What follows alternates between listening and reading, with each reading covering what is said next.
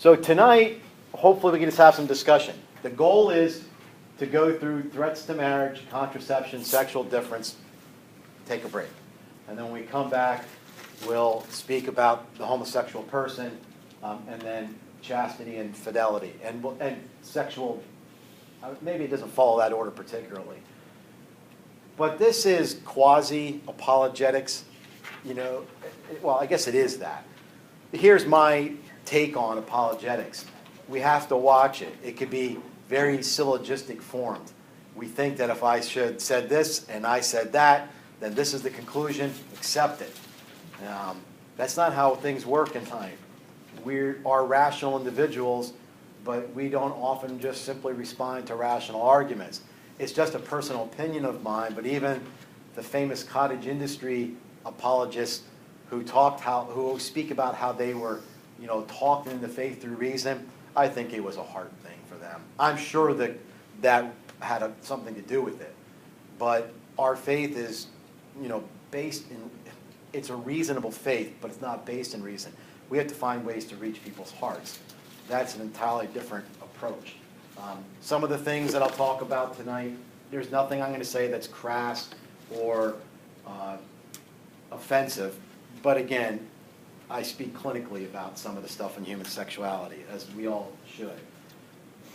A lot of this stuff I have given so many talks on. Hopefully we just talk about it and then go back and forth. And the goal is just to give you information on, these are some things that will come up in a discussion. And it's always nice to know those prior to being involved in it. So we'll see how things go.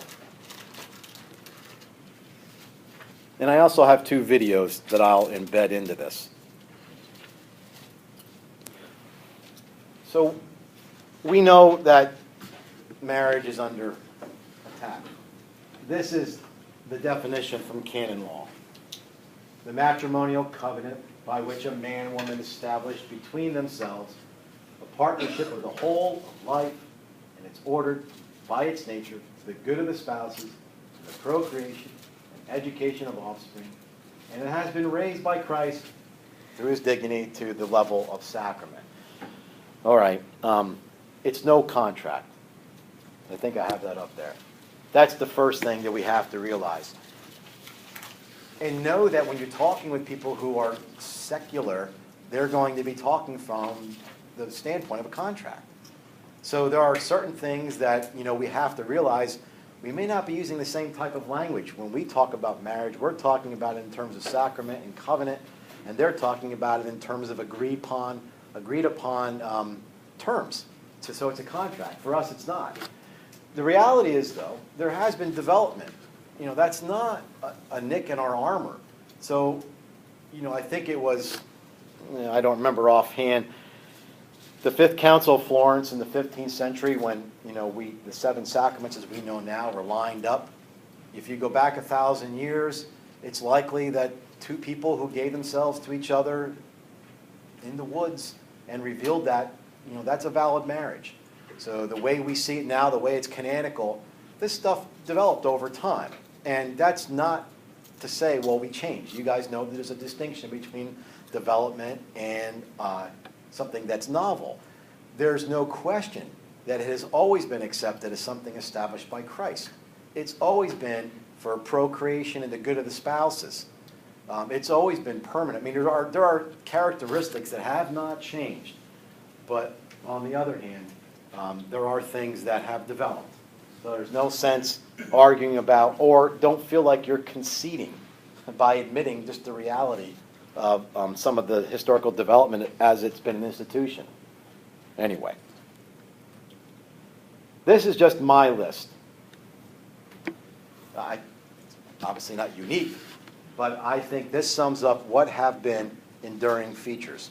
So in the Western Christendom, which is almost synonymous, it has always been a union of 2 persons. There has been that from the get-go. Right? There's no, when we say there's development, what people are going to say. Well, then if there's been development, why can't there be further development? Like, why can't it go from 2 people to 3 people? Okay, the development we're talking about was this understanding in terms of a formal sacrament and the way that the form, marriage was played out. and how the church, stepped in as a guarantee. One, is this a true, I guess the word they would use, we have to make sure that what happened was valid, that there were not reasons prior to, just like we do today, were there any impediments that were there? How do we know that these two people are truly married? But typically they could have gotten married, back in the 4th, 5th century and then revealed that to their priests later, and the church would have recognized it.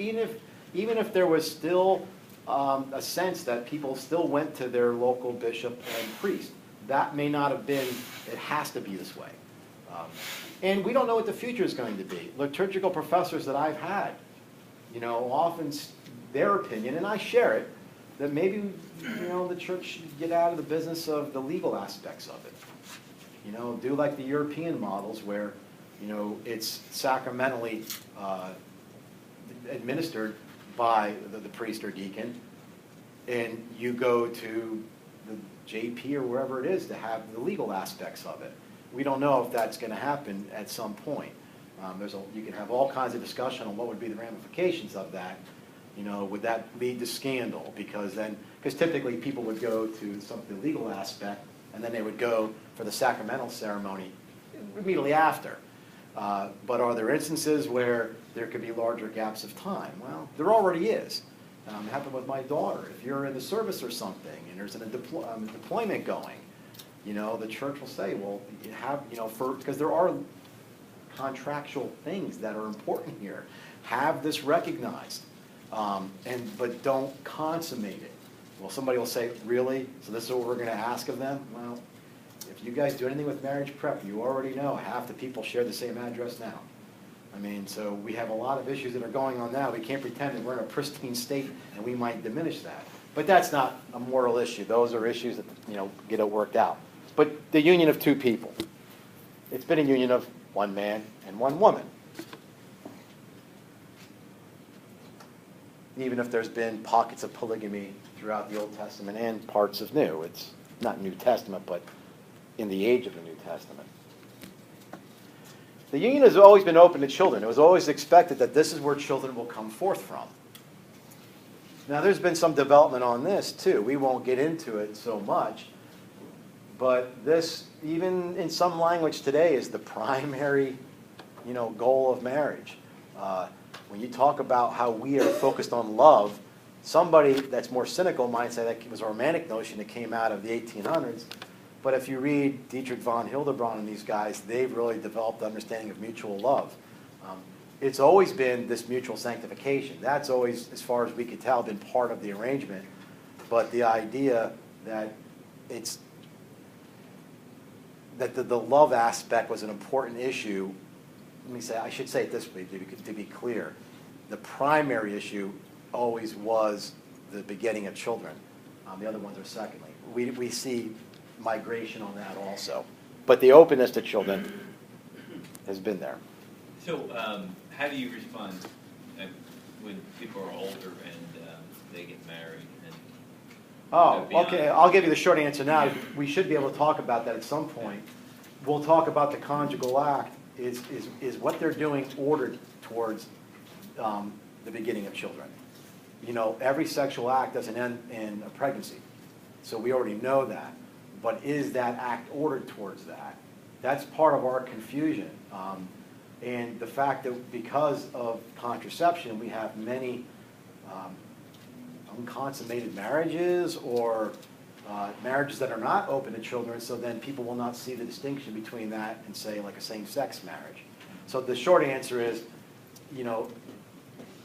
unless there's an impediment that, a marital impediment, then even if the woman is postmenopausal, the act is still ordered towards the begetting of children. Now, that's going to sound like a slippery, way to speak, but that's how the church understands the conjugal act. And it's been... I have a question. Sure. I just wanted to make a comment, actually, regarding to the concept of love. You said that's not primary. Because I know I read somewhere that the concept of marriage for love is kind of fairly new. Yes. It's a new concept. It maybe only started in the early or the late 1800s, early 1900s or something, the concept that love is even part of it. You're absolutely correct. Yeah. Again, Dietrich von Hildebrand was a big player in that. So think today how much emphasis we put on that. And we couldn't imagine. And that being said, my grandparents were an arranged marriage from Italy. Arranged marriages aren't forced marriages. Those are different things. Love was expected to grow. We have a little bit more of a romantic notion now, but nonetheless. So who knows in 500 years from now how they'll look at things. I mean, again, there's going to be development, but some things are just not going to change. And again, the things that will not change are the fact that this has been instituted by Christ, that it is for the mutual sanctification of the couple, and that these things, that it should be open to children. I mean, there are some things that are going to remain. How the form takes place, the legality of it, what's primary, I have a feeling that's going to change. So it's exclusive. There's no particular relationships outside of that, and it's permanent. It's not, again, let God not put asunder what he has joined. I mean, this is not a complex issue. We just have a hard time figuring out what does that mean overall. So I'm going to have a video up for you shortly before I show you some alternatives to this. But here's the idea with homosexual marriages. And I have to admit, I don't like talking about those per se, because it almost sounds like we're making somebody out to be the bad guy. I've already told you in other classes, heterosexuals have ruined this state of matrimony. We have just ruined it. We've paved the way that people can't recognize the difference between what the love is in a homosexual marriage, where there's no children available, to the serial marriages and everything else that go on in heterosexuality. But the reality is you will hear people make the case that, what is it that homosexual marriage? Now, the reason why I'm bringing this up is because this is before us in the culture, all right? It's the meat of our understanding of human sexuality you had last week. To me, that's the beautiful understanding of what the Catholic Church teaches in human sexuality. But somebody will approach us by saying, all we want to do is change that second one. And then, our response will be, how do you change the one without changing the others? The response is, well, you're falling into a slippery slope fallacy.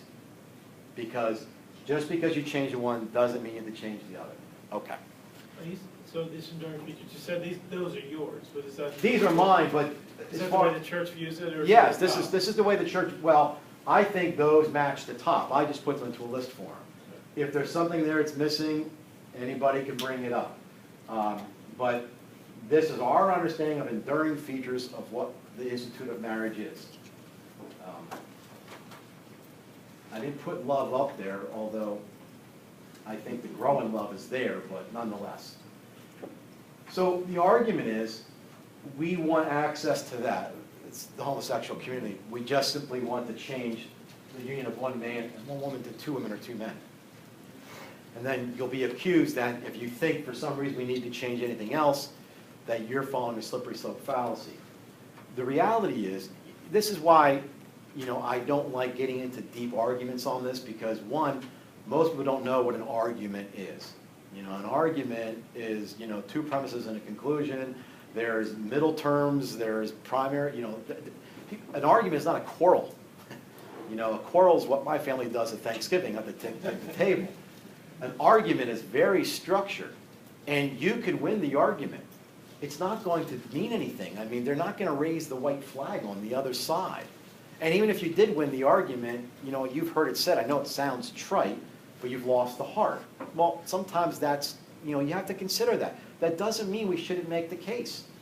That just means let's not have the expectations that we're going to walk around like Catholic logicians, put into a syllogism, nail somebody against the wall, and go, hey, there you go.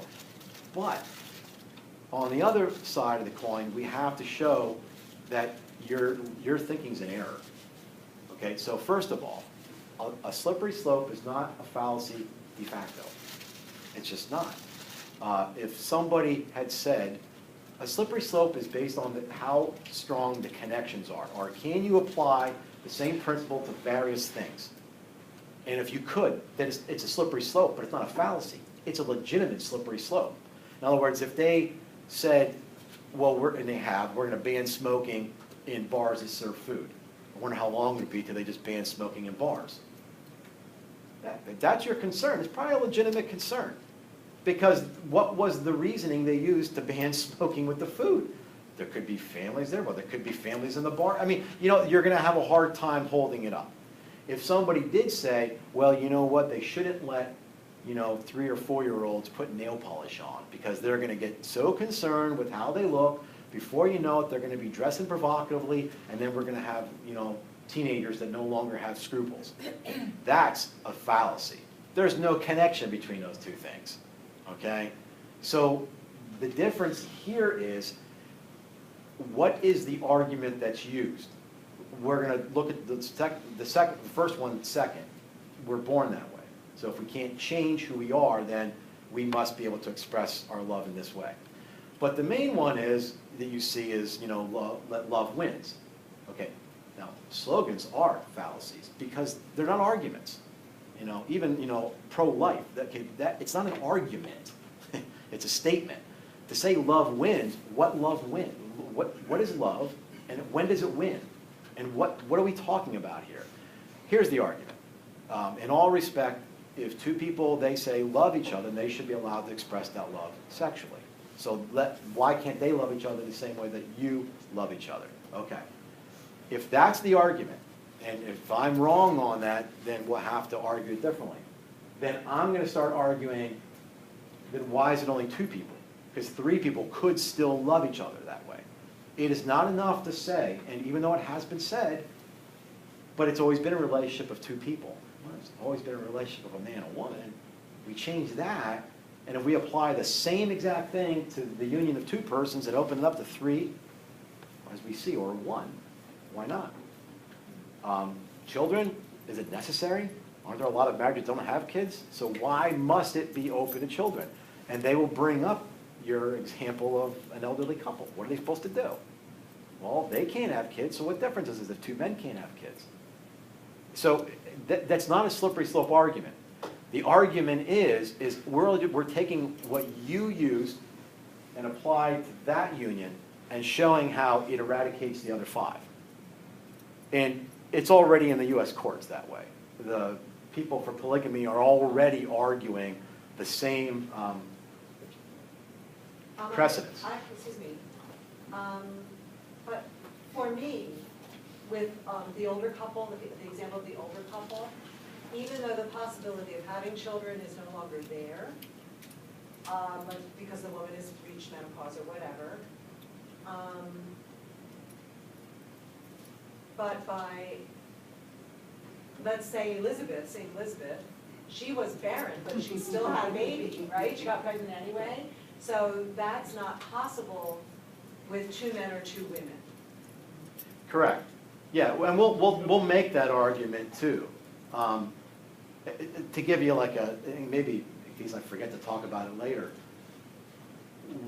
the articles that you had to read, one of the arguments that May made against Curran was saying everything was based in the physical part of the act. Well, that's not true. That's what May was trying to say. Well, no, it's not.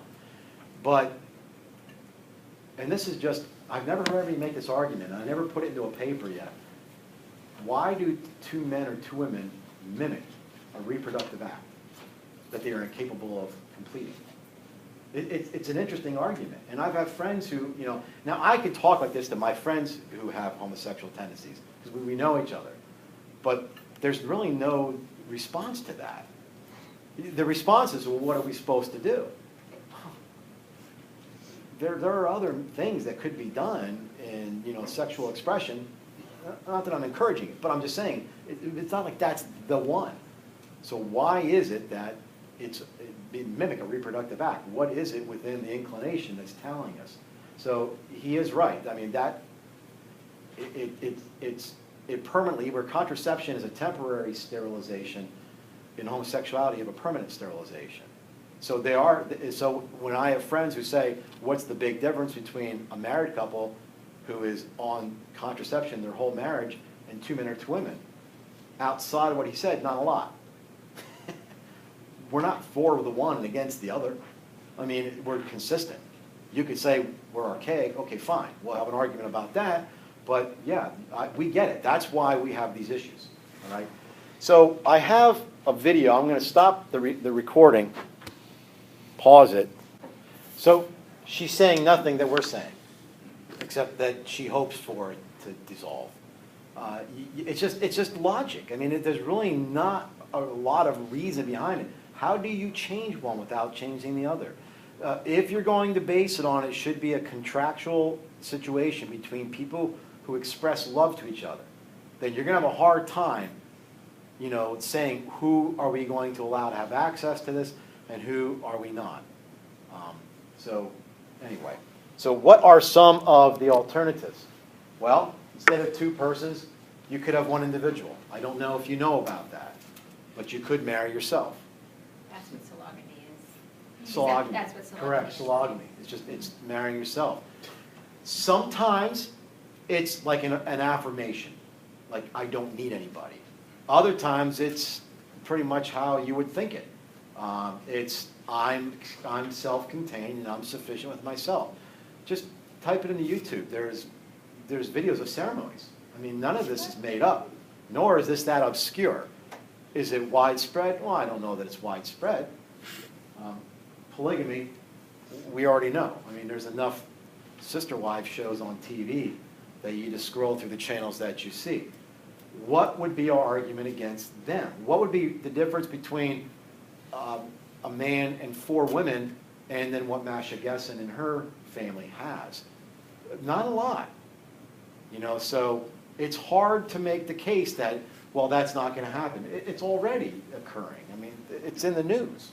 But the argument, the church's argument is between two people, man and woman. Correct. Simple as that. Well, yeah, and that we have, you know, the Catholic Church, here's how my take on it usually is that when people, I gave a Catholic defense talk once at the Lancaster Seminary. There's this, it's too long to go into, but they go between Princeton and Lancaster, and they have the idea that our Pope is so powerful he can change things. I said, no, our Pope has no power. You guys must have a lot of power because you change everything. We cannot change anything here. We have no revelation. We are a revelatory-based belief system. This is what's been handed to us. We can't change anything, even if we sympathize. It wouldn't matter if a pope says, they obviously do love each other. It's just that we can't do anything. That's about as best. It's never going to get outside of that.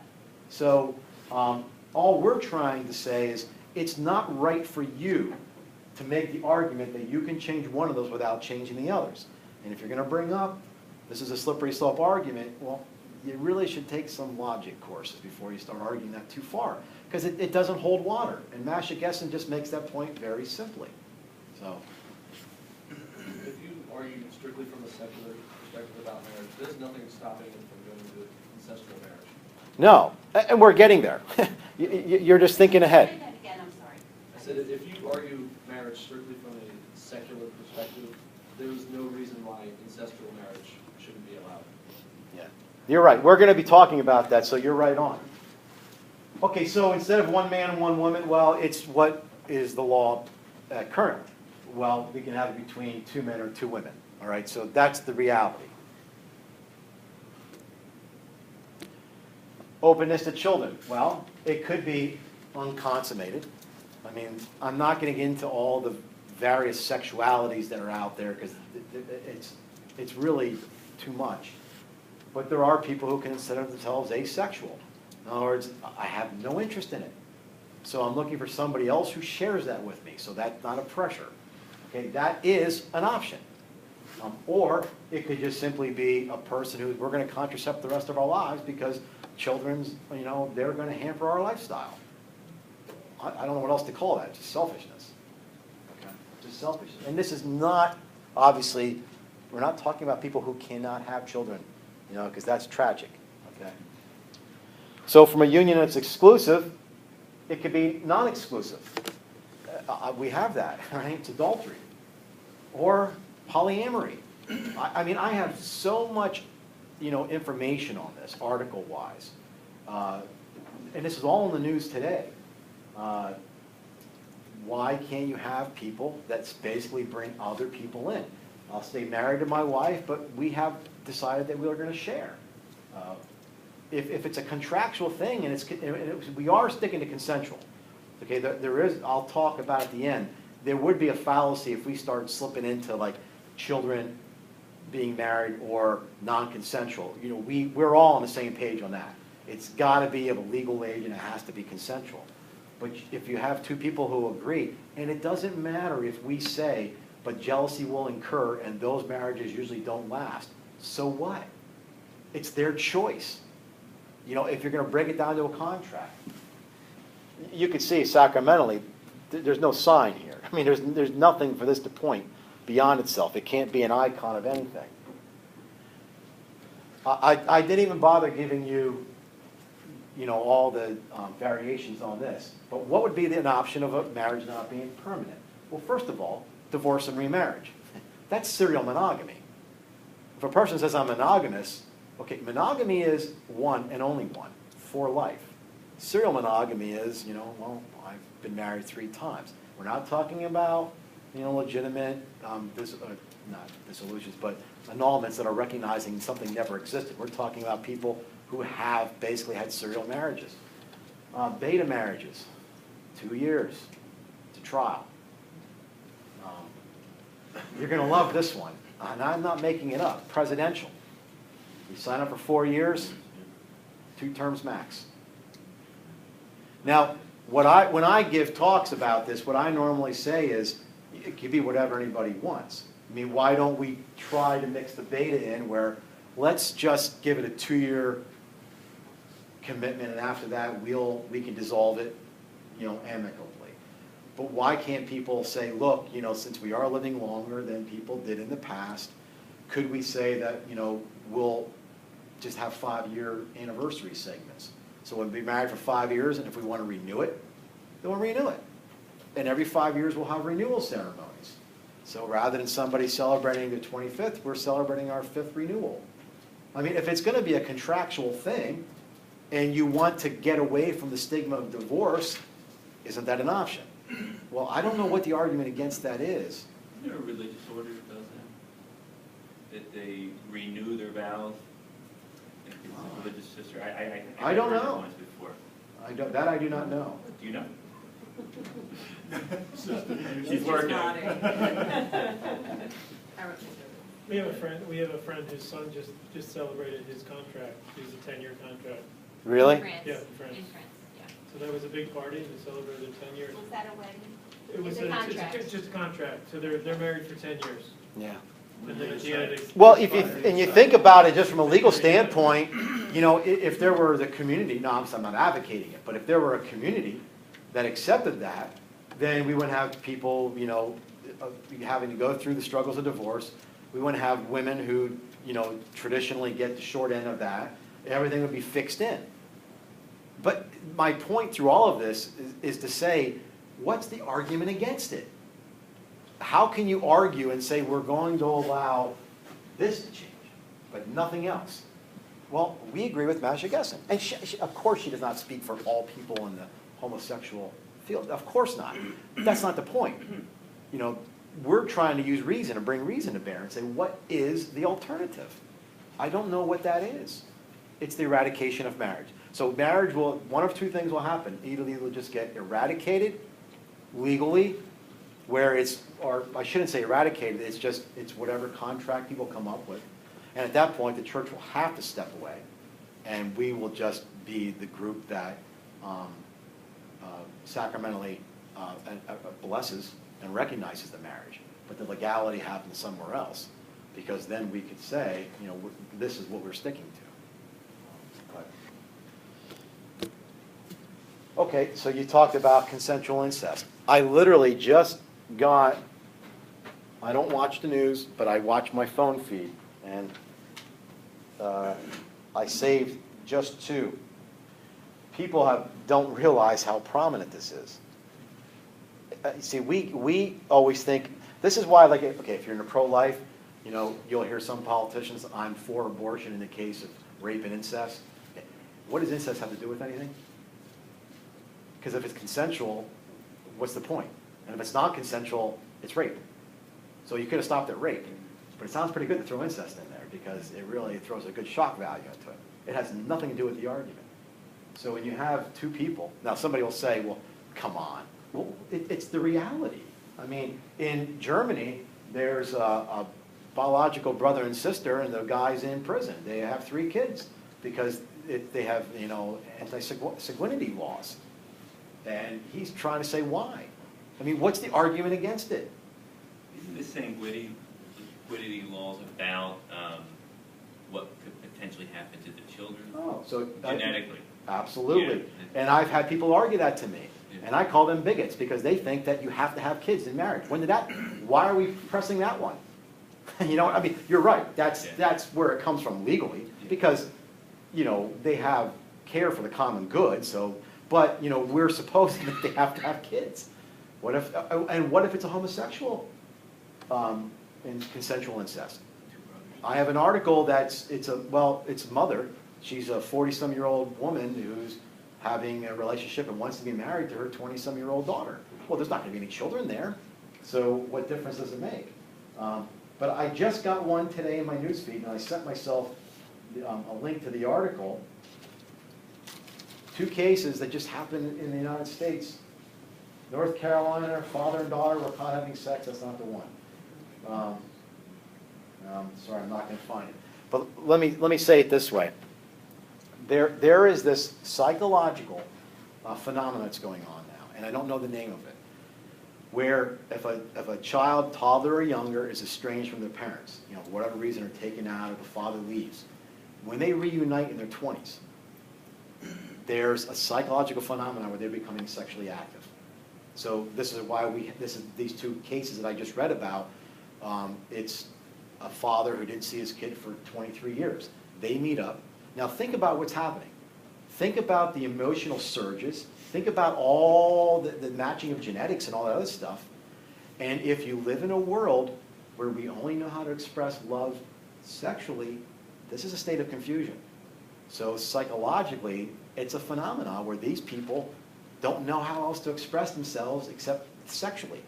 Because they haven't seen this person for 20-some years, but they feel a deep, abiding connection.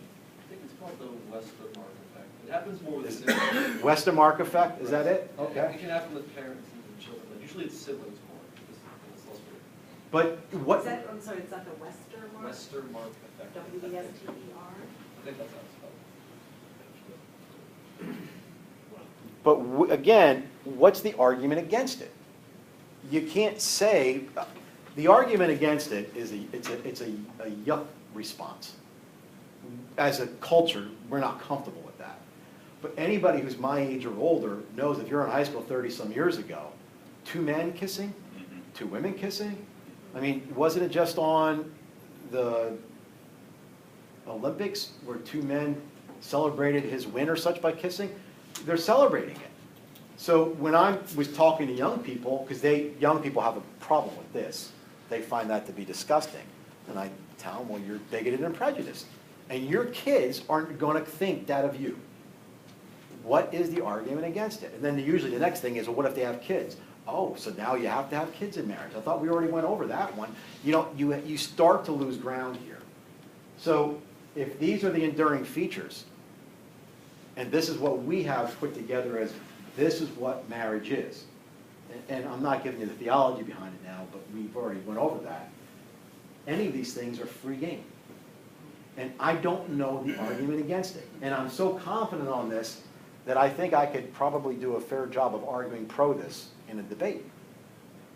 And I don't know how you would lose. Now again, we draw the line where none of this is a slippery slope. If somebody says it's a slippery slope, they might be English teachers, but they never studied logic.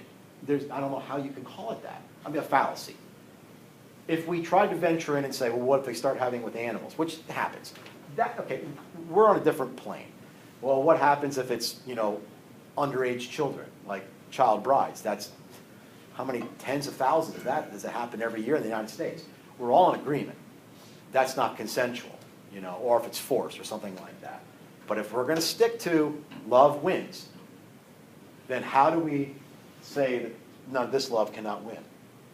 the father loves his daughter, and if he wants to express himself sexually to him, and she's on contraception, I don't understand why love isn't winning there. That's the argument. All right?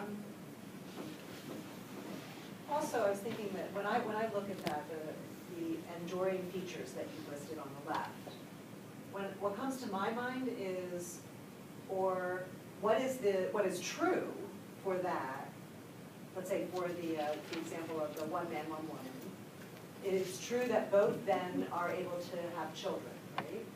And then, but the other side, if it's, and I remember when I was teaching in a classroom at some point, my classroom, I had a large, class was big enough, so that they had, we had little class meetings in my room, so, with some of the students, so, and it was my prep time, so I was doing prep.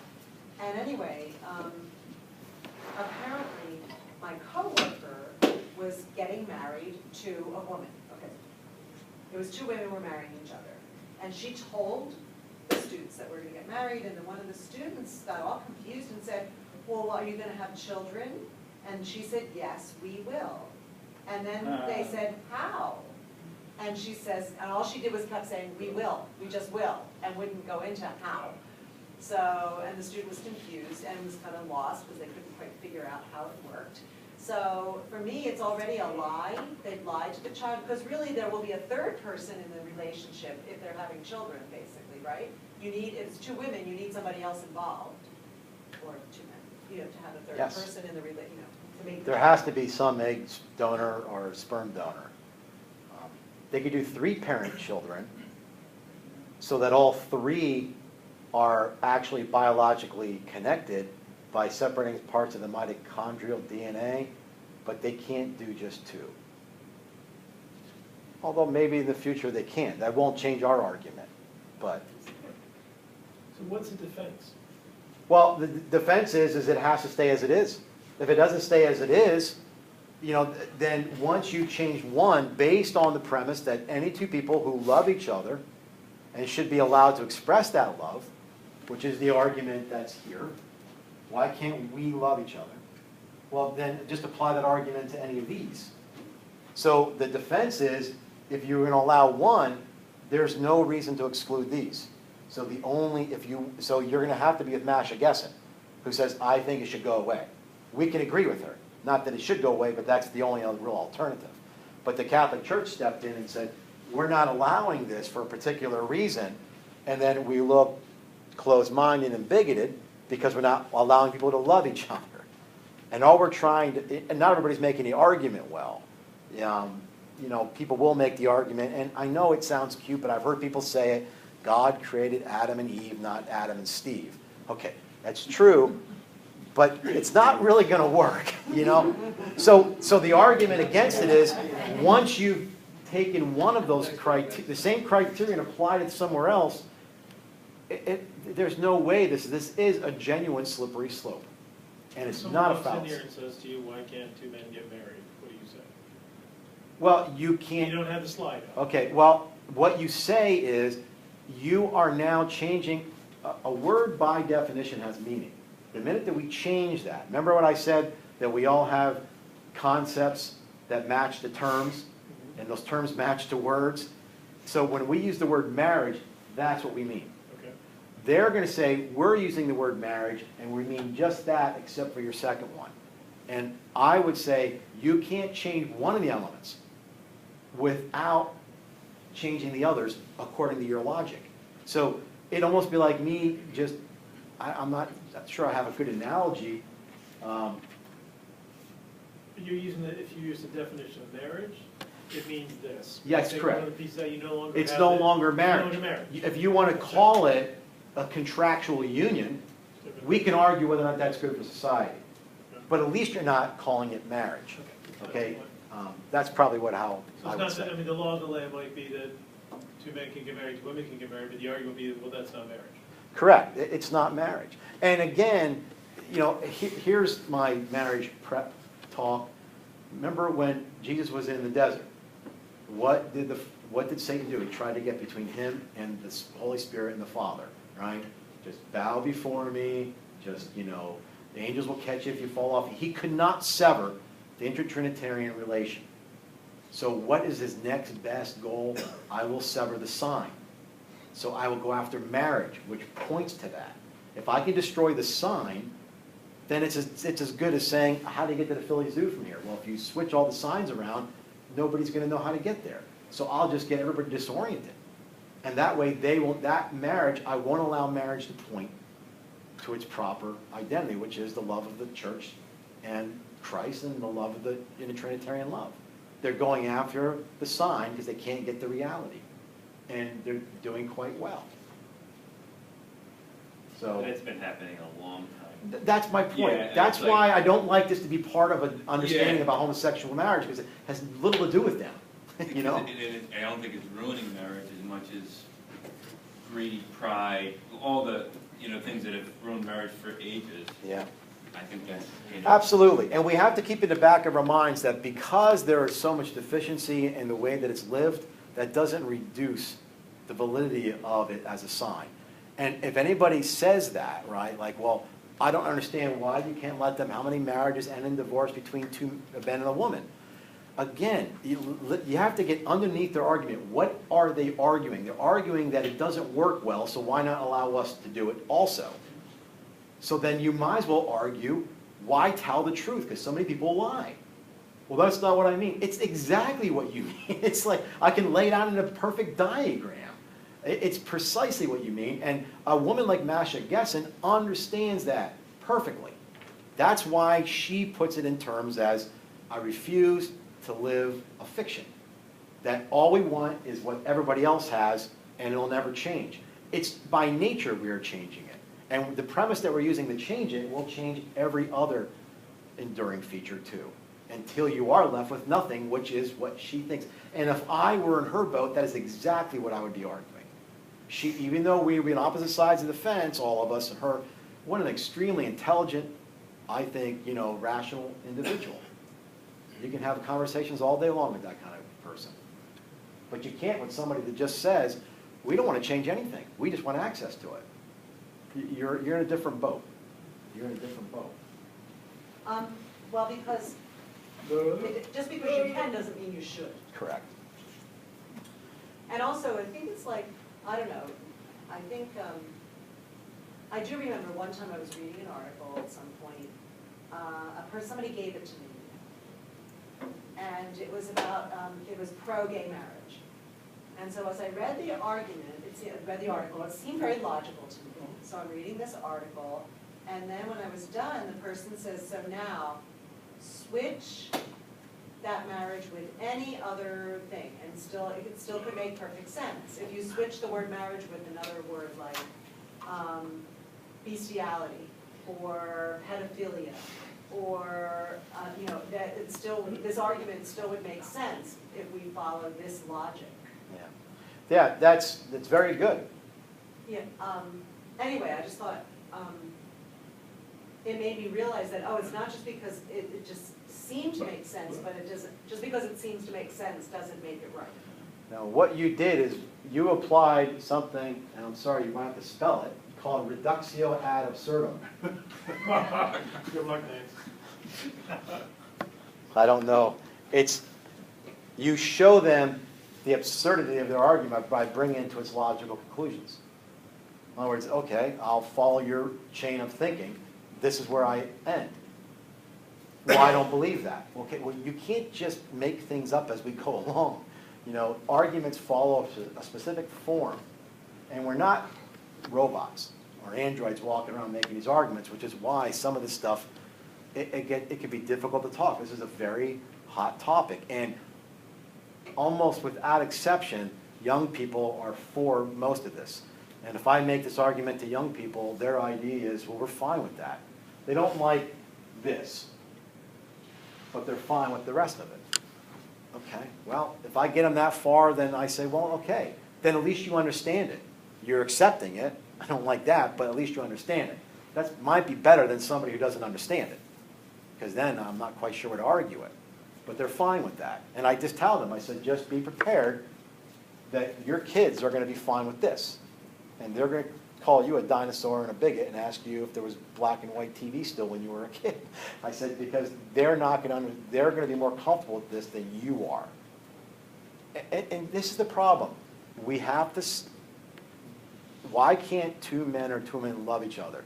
They should, deeply and abiding. Why do you think love has to be expressed sexually? That's the difference.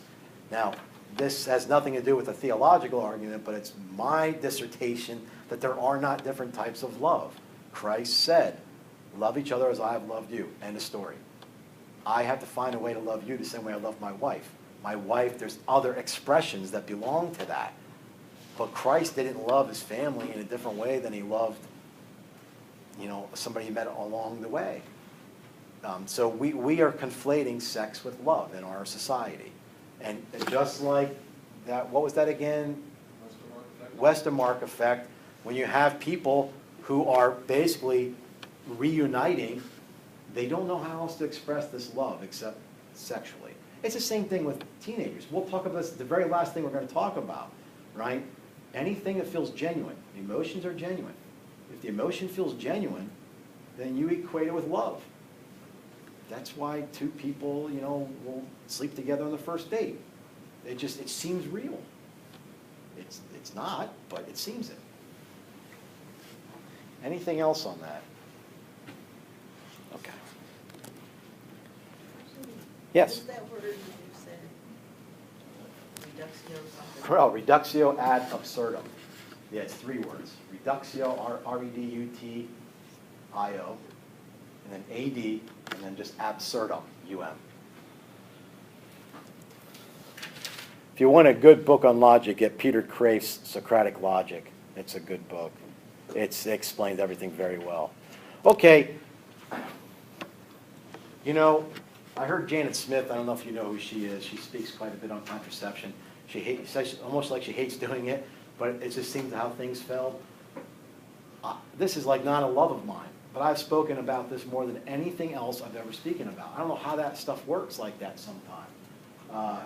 So what we're going to do is we're going to look briefly and very briefly on what were some elements of the sexual revolution.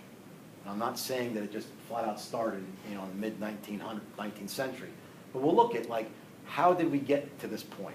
I think a really good course that I don't see really anywhere is culture. What's if you ask somebody, what is it that you believe? You can show them, a person who's trained in philosophy can show them where those elements came from in culture. I know you probably, everybody thinks that we're unique, but you would not have said that 120 years ago because this wasn't in place, that type of thing. So we don't often realize that we can very easily be dead logs going down the creek of culture. We don't realize that. We accept lock and barrel, which is what young people are doing with that consensual sexuality. They're opposed to that. Everything else they are agreeing with, but they're just agreeing with the culture. If they were to have been born 40 years ago, they probably wouldn't have, because something else would have been there. So there are some things that were elements in sexual revolution that, whether we know about them or not, they were in the air. So we're just going to briefly look at those. Have you guys heard of the Malthusian effect? Do you have a question? I was going to ask if was he Anglican or Catholic? He was Anglican. He was Anglican. Really, what we just take for granted now in demographics, this is one of the guys that started it, okay? So there was a concern for population growth at this time. We kind of still have that today, don't we? There's no way there's going to be mass starvations. I mean, these are all the dire predictions. And that is not to say that we should not be responsible with, the size of families. The Catholic Church would be all for that, okay?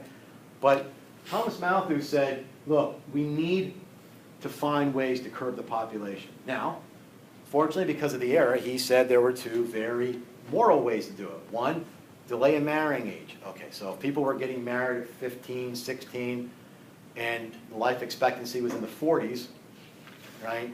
You would have, if you can just delay marriage, like get married in your 20s, you've already knocked 10 years off of the woman's fertility window, okay? And the other one is, and we're all for it, just show some restraint in your marriage. Just bring reason to bear, okay? Now, again, I come from a family where my father was one of 14 and my mom was one of 12. I don't think there's a lot of reason to bear, you know. Isn't it a joke that's what happens when you have 3 TV channels, you know?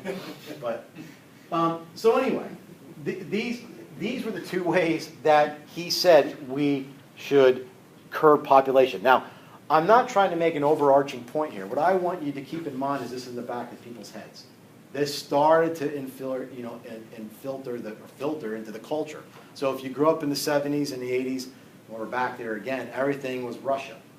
You know, we weren't worried every moment about getting the nuclear bomb dropped on us, but it was always present. Today, you know, it's terrorism. Hopefully not everybody worries about this all the time, but it's in the air, okay? Well, this was in the air for them, at least amongst the intellectuals in academia. There were a set of laws known as Comstock laws. And just so you know, this was put out there by Protestant legislator. Everybody should know that at this time, you don't have Catholics in the Senate and This is the United States. This is the United States. United States. So what the Comstock law said was that we can't have obscene materials going across state borders. Now, obscene materials would, of course, be pornography, but it could also be like diagrams for medical journals and such. But it included contraception. Contraception was known as an obscene material, and you could not transport contraception across state lines. Now, keep that in the back of your head that those were Protestant laws, you know, and Protestant sensibilities towards contraception. Okay. Just throw that in the back of your head. I'm just kind of making a few leaps here. Now, there's a couple pop-ups on this. I took them. I don't know who, Gary. I think you asked me to take the pop-ups off.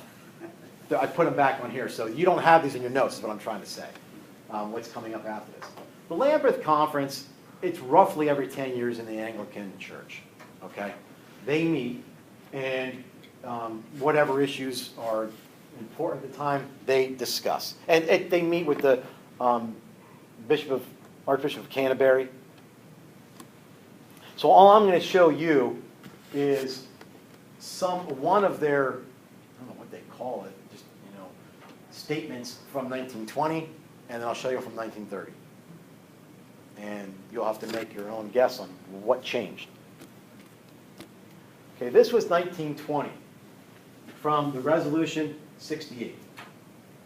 We say we have grave concern that the spread in modern society of theories and practices is hostile to the family. They utter an emphatic warning against the use of unnatural means for the avoidance of contraception, continuing by stating that the primary purpose for which marriage exists is the gift of children. Okay, so in 1920, they are out against saying we think this is a threat to marriage, the use of contraception. Now, yes, also, and I know the Anglican Church isn't like, even though they are part of the Reformation, there's Reformations, you know, this is still, you know, a scripture-based church. So when they change, we're going to have to ask ourselves, and why did we change? And there's really no answer to it. So, and this stuff's all available online. In 1930, now here's what they say. They affirm the primacy and honesty method is complete abstinence from intercourse, if you don't want children. But for those who do wish to control births, other methods may be used, though they strongly condemn any methods of control from motives of selfishness, luxury, or mere convenience. Now, this is the first moment in history that any Christian denomination publicly supported contraception. If somebody says that's not true, you need just to show anybody. There's nothing anywhere. There was no biblical warrant for it. There was no argument. They just simply capitulated. And this would only be for very serious reasons within marriage. The thought back then that it would have led to young teenagers on contraception so they don't get pregnant would have been appalling and obscene. So there's no Christian denomination. So this is one of the arguments I used with the Mormon family that was at my house. When did your denomination first start to use contraception? We've always done it. No, you didn't. There's no way you would have. Not in the United States. And that's where you're from. So when did you start? You know, there's no answer to that. We don't know.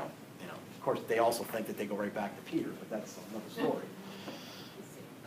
Now, Yes. wouldn't be prude or anything, but what did they have for contraception at that point? Well, it could be, it wasn't just withdrawal, but they were working on sheaths.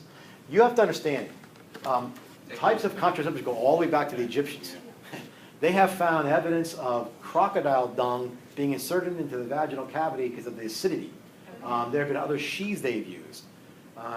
And as a side note, if you're not going to find the word contraception in Scripture, right? This is what people will say, well, show me in Scripture. But you will find them going looking for potions at the pharmakeia, the Greek word pharmakeia. They still went to a pharmacy. This is what they were talking about. So there was all kinds of there were methods available. But the next thing is where we're going, because now enter Margaret Sanger. Well, I already told that to you. I'll let you. Who is Janet Smith? You mentioned. Janet Smith is a professor. I don't know if she's still down at the University of, not Texas. It's a Catholic university down in Texas. I'll think of Dallas, University of Dallas. She has written quite a bit on contraception, and I think that the name of one of her most famous books is Contraception, Why Not? And she kind of talks about like hallmark years after Humanae Vitae. She's a pretty good speaker. And you start piping her name on the internet, you'll come up with tons of stuff.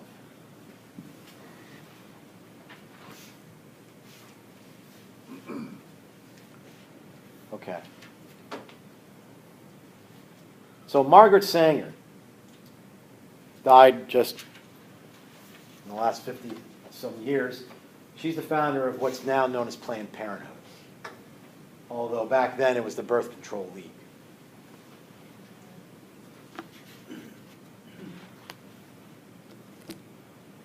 She opened the first birth control clinic. And let me just say as an aside, the Catholic Church is not opposed to birth control. They expect you to control your births. We're not animals. Okay?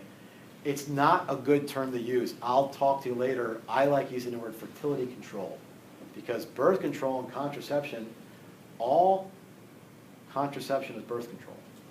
Not all birth control is contraception, right? Like all things, all grass is green, but not all green things are grass. That, you can't invert an A proposition.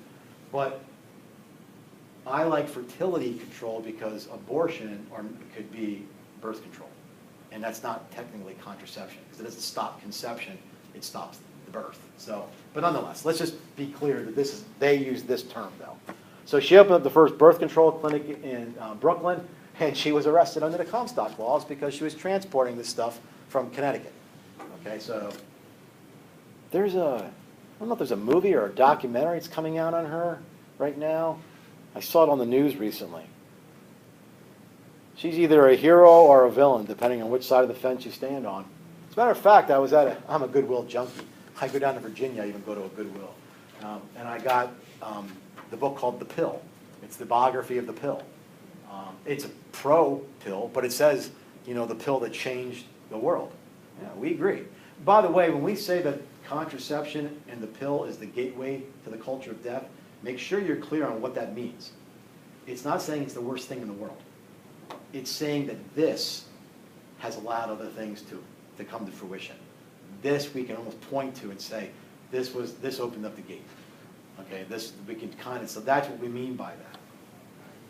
So anyway, the Birth Control League in 1921, and it changed its name to Planned Parenthood in 1942. Let me see what I have.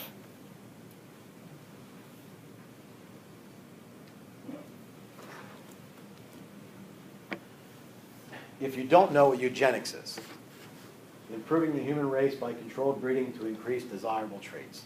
Right? This is what Hitler did. What most people don't know, and this is not hidden history. This isn't like watching that stuff on the History Channel where if you fold the dollar bill the right way, it looks like two towers or something like that.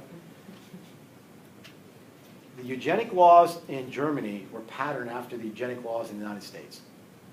They got their ideas from us. If you go down to the Holocaust Museum, you know, I don't know if you guys go to museums and you read the plaques. people that go around and read every single plaque, that's me. So if that kind of ticks you off, I'm sorry. But one of the plaques down there even says that these laws were patterned after what was in the United States. What was their concern? Overpopulation, women's rights. You know, in other words, we got to get certain women. We're going to see with eugenics, it's certain women. It's not all women, it's certain women. We need to have certain women that can have access to birth and people who should not have kids. And we've got to start using this as a means to control all of that. So, and we had these eugenic laws. I'm going to read them to you. I didn't put them all up there because it's too much. It's exhaustive. We had them up until the 1960s and even the 70s. So what did, you know, in other words, who didn't they like? Well, they didn't like immigrants. Back then, you would have been talking the Poles, the Slovaks, the Italians. No one with physical abnormalities, right? So, you unfortunate people here that are struggling with certain abnormalities, you wouldn't have made the cut. Any mental illness. Now, you understand what mental illness meant back in the 1920s and 30s. This didn't have to be, I mean, you know, I had relatives that they were diagnosed with, I guess, schizophrenia or something. It was probably just depression. By the way, if you had premarital sex, it was a mental illness because you have no control of your reason. If you were prone to masturbation. I mean, these were the criteria used, all right? And certainly not blacks, okay? And I'll show you. Now, this is all available on the internet. It won't look like this, okay? That's the name of the newsletter or magazine that Margaret Sanger put out. It had like 4 or 5 columns width. This would have been down here, just so we can see it. I took it and I cut and pasted it and put it underneath the heading. Okay, so I didn't fabricate anything, I just put it in a way that we can view it. So it's from 1921. Now look what it says up there. Dedicated to voluntary motherhood, Margaret Sanger, birth control to create a race of thoroughbreds. So we're talking eugenics here. We're glad to report the influential weekly, The Nation, it's their magazine, has editorially recognized that the science of eugenics, it must be dismissed as vague and Victorian in spirit if we fail to recognize the central and fundamental importance of birth control. From the proceedings of the Second International Congress of Eugenics, the newspaper reading public gathers chiefly this American melting pot is a failure, and the differentiating between superior and inferior racial stocks is immutable. You can't change it. And it's insurmountable. You can't overcome it. Eugenics, declares the Nation, though it's still a young field in research and offering delightful speculative possibilities, has attracted to itself both scientists and propagandists. The propagandists plead, families of better stock must procreate more to save the race from deterioration. You can't, now, this is all kinds of articles like this that you can read, okay? There's no way around it. These are PDFs available online of all this information. So I guess the argument would be, well, that's not what they mean today. Could you imagine if the Catholic Church had talked something about women like this 30 years before, you know, back then we're only talking like, you know, when the pill came out in the 60s, 40 years before, it would have got villainized.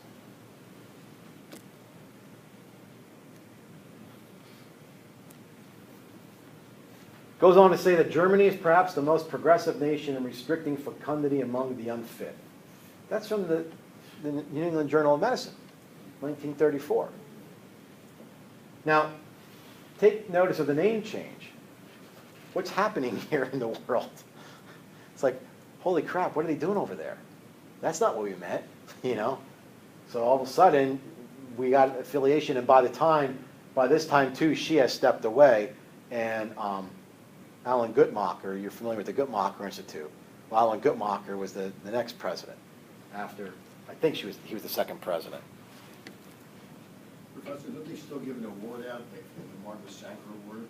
Yes. I mean, and people haven't read these things. Well, what they say is that, you know, they try to say, you know, keep it in perspective, it was selective, you know, that's, obviously there were a lot of movements that were going on, we don't like that aspect of it, but we're trying to make the case that this isn't why the pill is evil, but this was the impetus behind all of this. And I'm not going to do it here because it gets too cumbersome, but I'm only going to say, they might just be called the Black Pro-Life Group. They were here in Philly. What was the guy's name? The doctor, that a young girl got killed. He had an odd last name. It'll come to me. I need a larger hard drive. Gosner? I think that might be it. I saw the Black Pro-Life Group outside of his clinic, now defunct. And is it Anita King? Denise? Anita. That's on the Gosnell, right? Maybe it is The Gosnell. doctor that they Yeah. went to, Gosnell? Yeah, maybe that's it. Well, they were the same. 1 out of every 2 black children are aborted. You know, so has some of this come to fruition, but in a different way? It's hard, you know, it's hard to say. We're not going to try to make that argument here tonight, but nonetheless. So in the U.S., by 1944, over 40,000 feeble-minded. And remember, who's feeble-minded? Anybody with physical abnormalities, anybody who has prone to masturbation, had premarital sex, anything on the spectrum as far as, you know, depression, could have been sterilized against their will, unbeknownst to them. Okay? And there were another 22,000 by 1963. Who's mandating this? What's that? Somebody mandating this? The government. Well, the states were. I mean, it wasn't a federal thing. There were states that were governing this. Like here, North Carolina had the most overt eugenic laws, and they continued it well after World War II to girls as young as 10. And there was a lawsuit brought up around 2011 where they're still seeking compensation for those who are still alive who they were forcibly sterilized and never knew it. They got older, started wanting to have kids, couldn't have kids, went to a fertility clinic and realized, what? That type of thing. In 2013, they were compensated $10 million. So I'm just going to read these. I mean, I have so much information on this. Yale studies, U.S. eugenics paralleled Nazi Germany. Even the weakening support in the 1960s and the revelations of the Nazi atrocities, according to a study funded by the United States Holocaust Memorial Museum, they still say that there were still 22,000 underwent sterilization. It was legal in 18 United States, and most states with eugenic laws allowed people to be sterilized without their consent. They left the decision to a third party.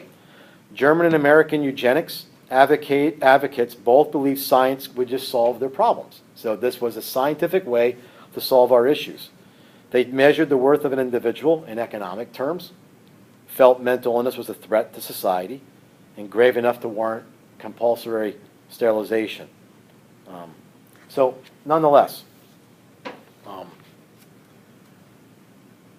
there's a ton of stuff on this. But this was all part of the outlining of the sexual revolution. Okay?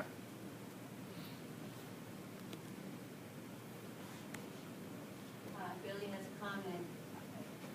I know it's still happening today, actually, because I know someone in college who moved to the Middle East.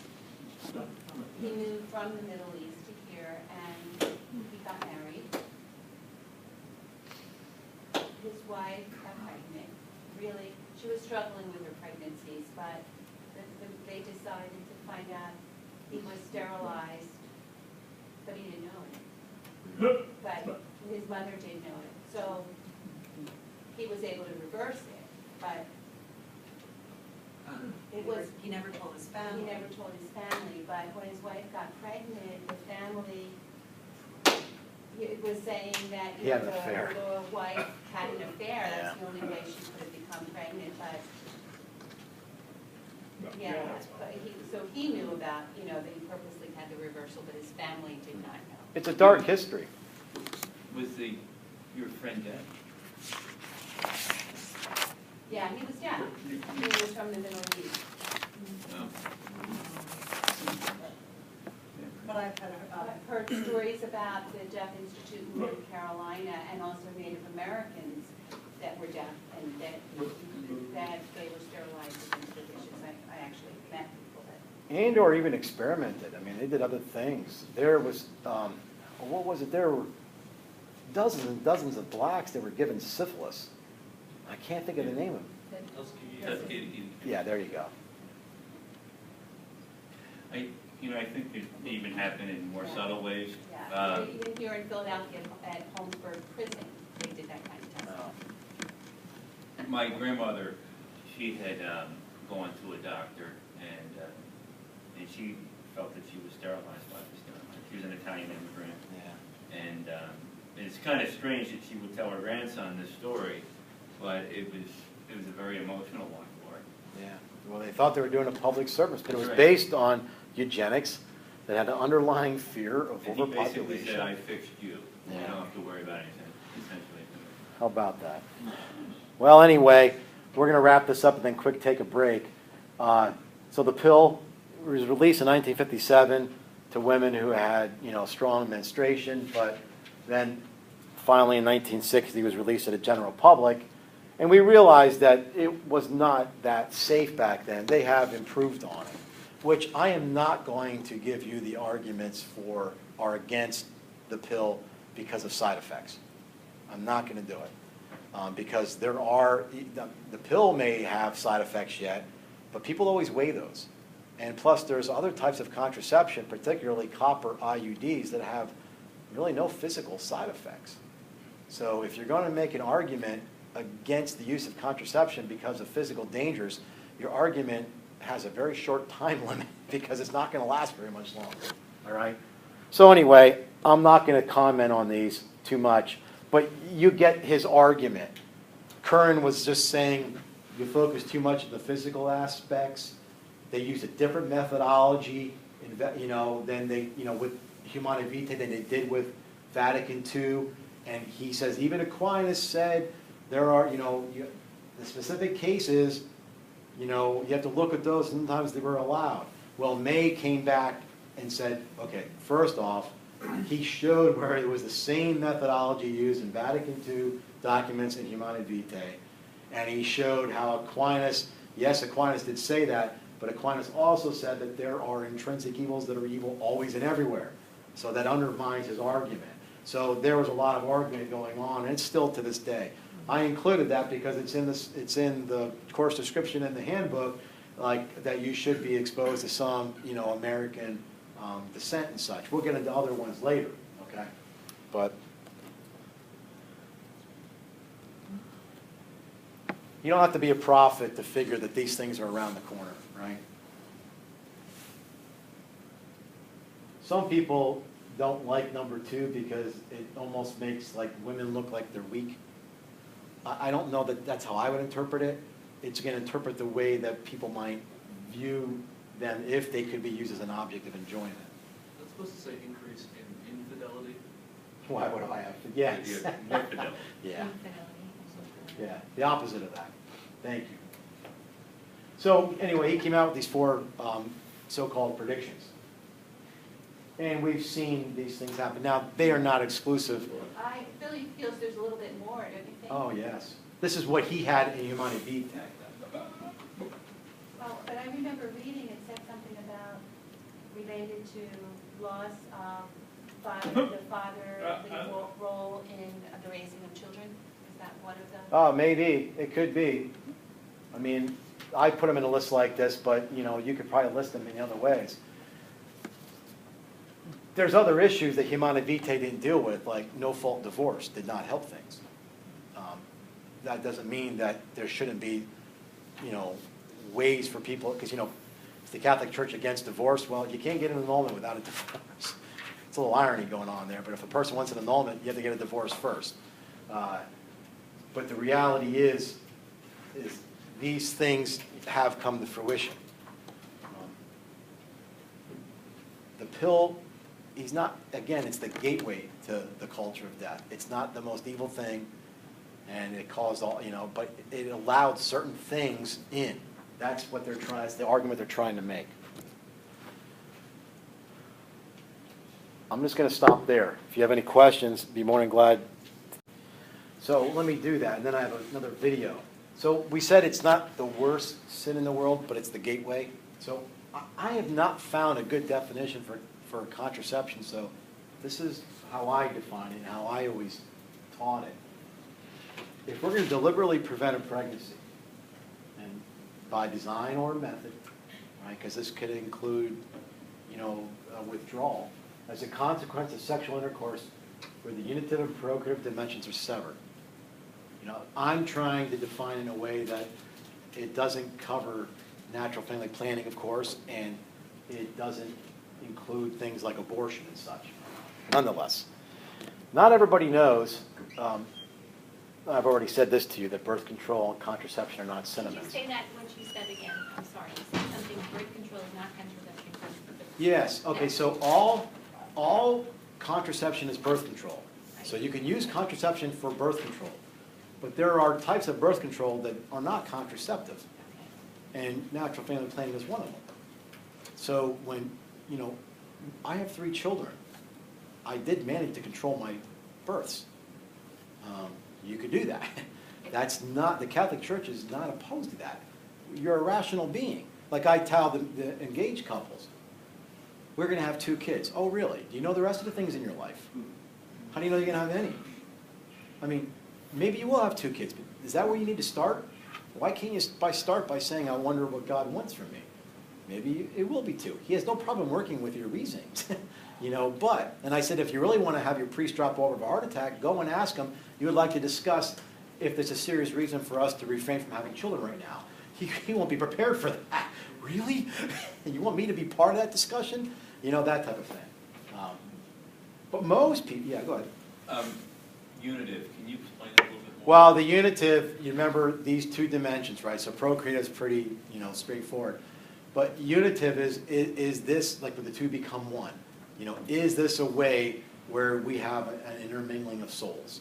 Okay, so usually contraception is not going to particularly split the unitive, maybe psychologically.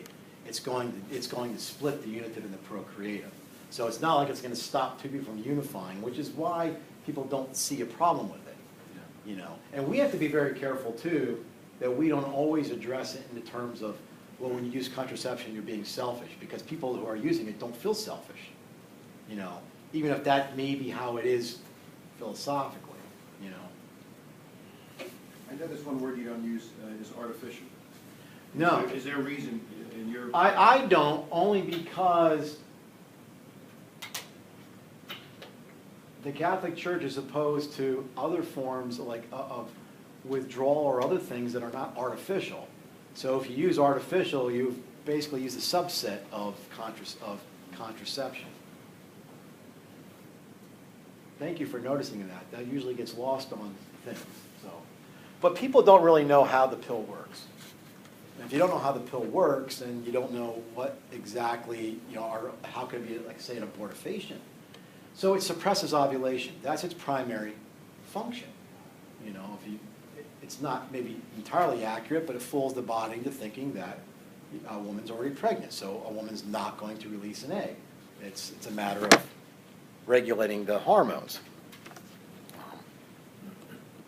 And that's typically how it will work.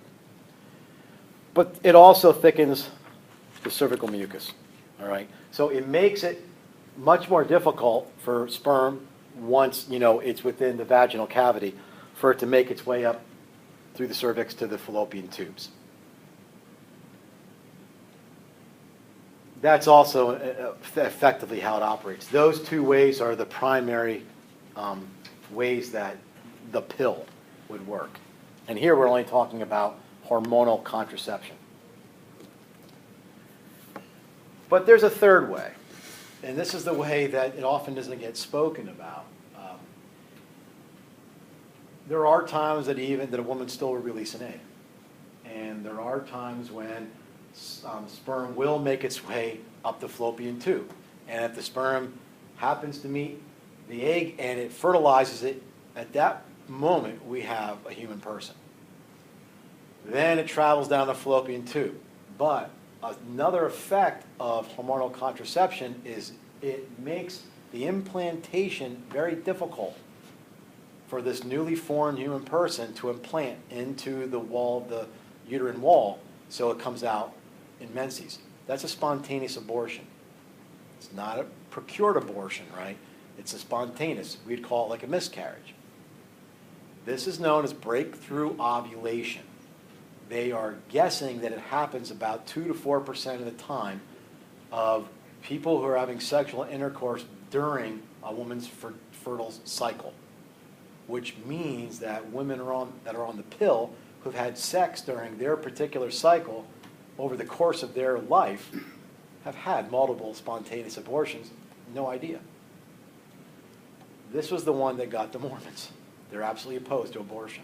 And I'm not going to go in. This is how simple some of this argument is. When does life begin?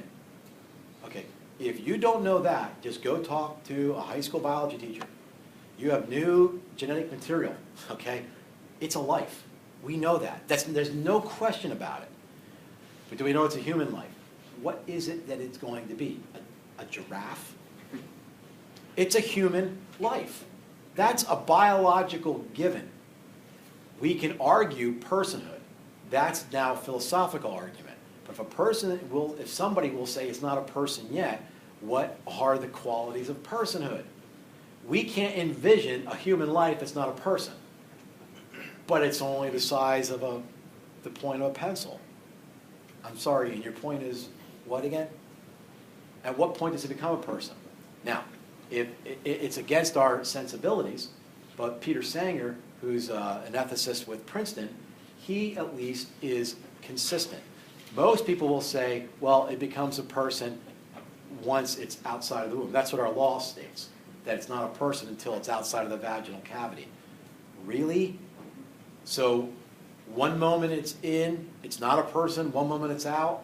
That's ridiculous. And even atheists that I can name say that is absurd. You know, if child has a meaning, then unborn child has a meaning too. Which is why partial birth abortions are performed like they are. The child's turned, the head remains in the vaginal cavity, because if you terminate the child at that point, technically it is not protected by constitutional law. So Peter Singer says that it is self-consciousness, which they don't typically have until like 5-6 months of age. Yeah. So he believes in infanticide. Now that goes against our sensibilities, but you know what? He makes sense. He hasn't just drawn an arbitrary line at birth. He said if we're going to say this is what a person is, then it begins at 5-6 months old. And guess what? You also lose it on the other side of the fence too, going out, which he got into at least a credibility issue with his mother. He took care of his mother after she probably didn't really have that type of consciousness, and he really got, raked over the coals for being hypocritical, and he just yelled mea culpa and said he was weak. But that's consistent. So all we say from a Catholic position is life begins at conception, fertilization. Let's use fertilization. There's a reason for that. Life begins at fertilization. It's a human life. That's a given. And we can't understand how any human life could not be a person. We don't know where would that be. That's arbitrary. And who would get screwed? The poor and the nameless. It's always people with power. Okay. So this is how the pill works. Now, Depo-Provera, Plan B, that you can get at Shippensburg University in a dispenser, like a cracker dispenser.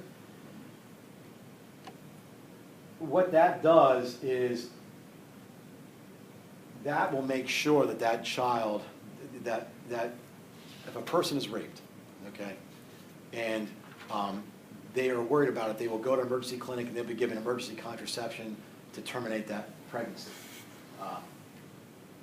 Even the pill could, because of this, can terminate a pregnancy. And it used to say that on the back of the little package. So what the American Medical Association did was they changed the definitions used.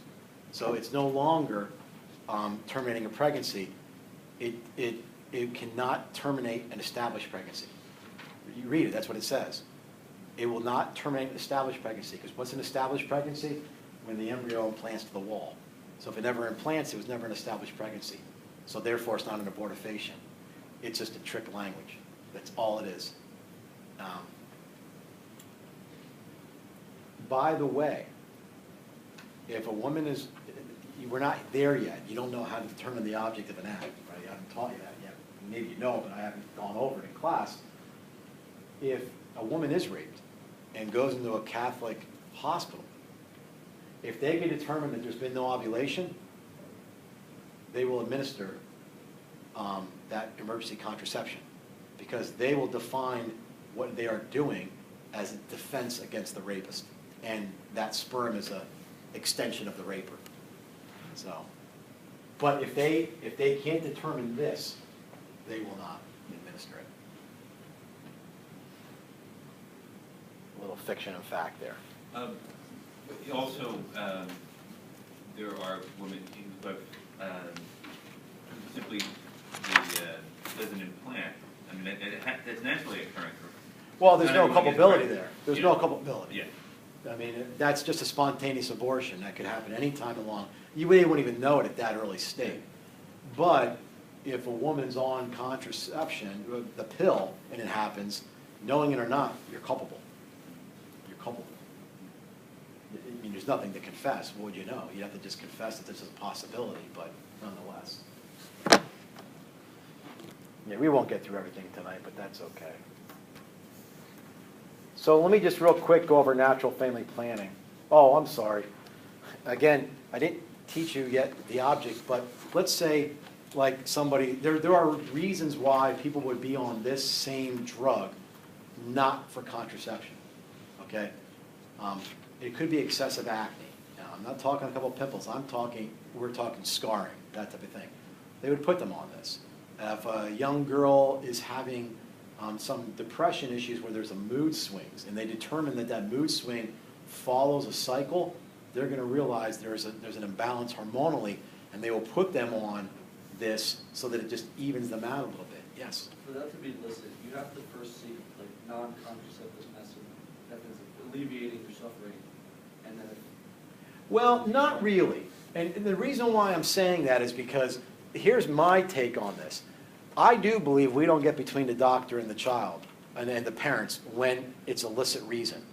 Like, for instance, people might say, well, you know what, they're just going to give them contraception without thinking twice. Well, maybe there are those doctors out there. It hasn't been my experience. My experience is that I've known people that have gone to a therapist for 8 months, 9 months, 10 months, 12 months, until they've recognized what's going on. And then they put them on hormones. And then from that point on, you see a difference. There, now, there's side effects. You should always consider the side effects, okay? Like there was a lady, a young girl down the street that had a stroke or heart attack, 19 years old. She is okay, but it's a side effect, especially if you smoke, even as a teenager with this. Extreme cramping, extreme bleeding. If you're having ovarian cysts, sometimes you just got to the woman has to give that part of the body a rest. If it can suppress ovulation for a while, and there's no egg, then you can allow that cyst to be absorbed, and hopefully that will be it. My wife's had that problem. She didn't go this route, but you can illicitly do that. But, here's the but. Like a young girl might say, but I'm on contraception. I'm saying this because this is what they have told me. I'm on contraception because I'm having the extreme menstrual cramps, but then I could have sex with my boyfriend and not get pregnant. Okay, you've just went on contraception.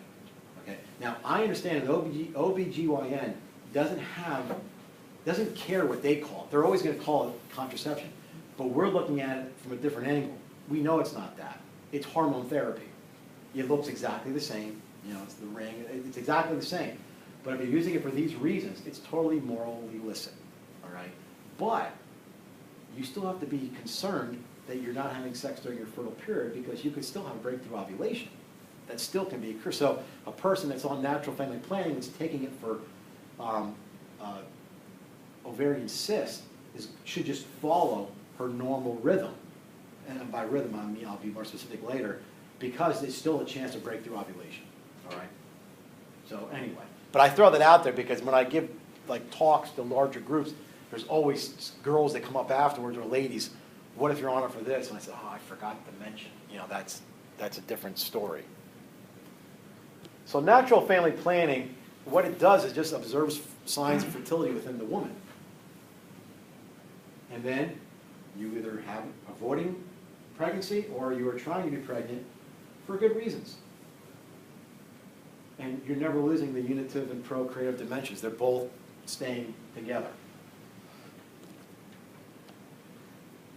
There are various methods. There's Crichton, couple-to-couples league. It's not just the rhythm method of 60 years ago. So they scientifically observe signs. It could be, various things. I don't think I listed them on there for you, but observing cervical mucus, they take basal body temperatures, change in the shape or the texture of the woman's cervix, breast tenderness, abdominal pains. Every case is different. There are some women, I know a woman who had really no pains in childbirth, has no monthly discomfort whatsoever. Her hormone balance must be like some perfect cocktail, because nobody in my family, in my house, has that situation. So and I'm not trying to be cynical, don't take it this way, but you could sometimes, if you know the person well enough, I think you could tell visually where their cycles are. I think I could do that, not with all people, but certain people, okay? So what's the difference? Well, okay, let me just say this. A woman's fertility cycle will vary, but an egg is viable for 2 days. Typically 1 day, but let's just say 2 days. Sperm in the vaginal cavity could be there for 7 days. It only lasts hours outside the vaginal cavity. Within the vaginal cavity, 7 days. Let's just add those together. That's 9 days that a woman could be fertile.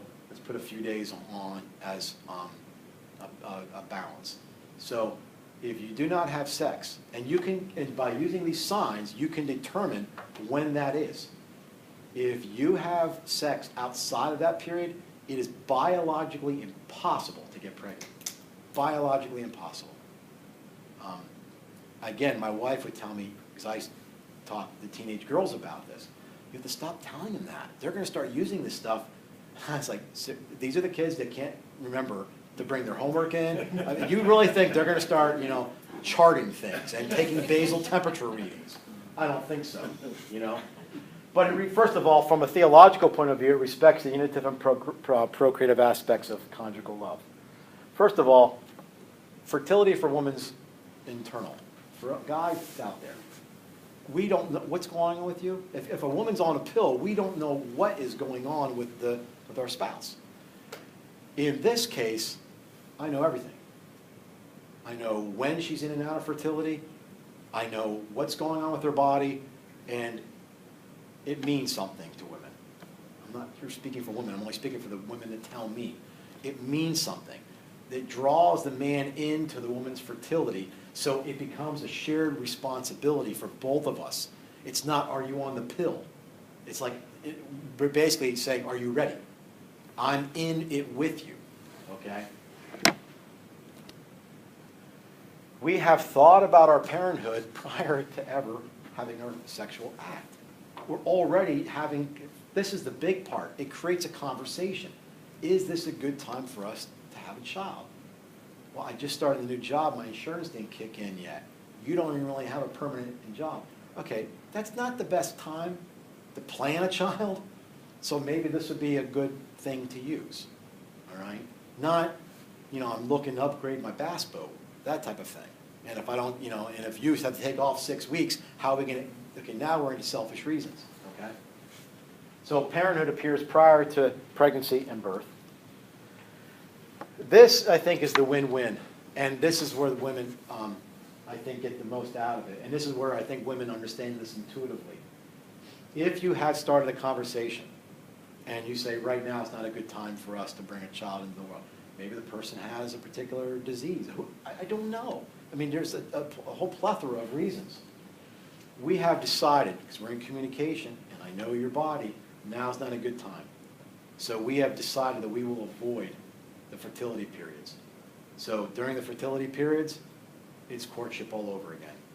It's not, I'm going to try to sneak a back rub in. It's not, and this is where I've heard people say, I know he's there for me. There's no ulterior motives. There's no, I'm hoping this happens. We've already discussed this. We're not having a child right now. It's a renewing of courtship. Talk about respect. This, I mean, there's really, I mean, I'm so surprised with everything that goes on in our world with, what do they call it, not environmental concerns, but natural methods. I don't know why this doesn't, I think because it's tainted with the Catholic faith, but I don't know why this isn't more popular.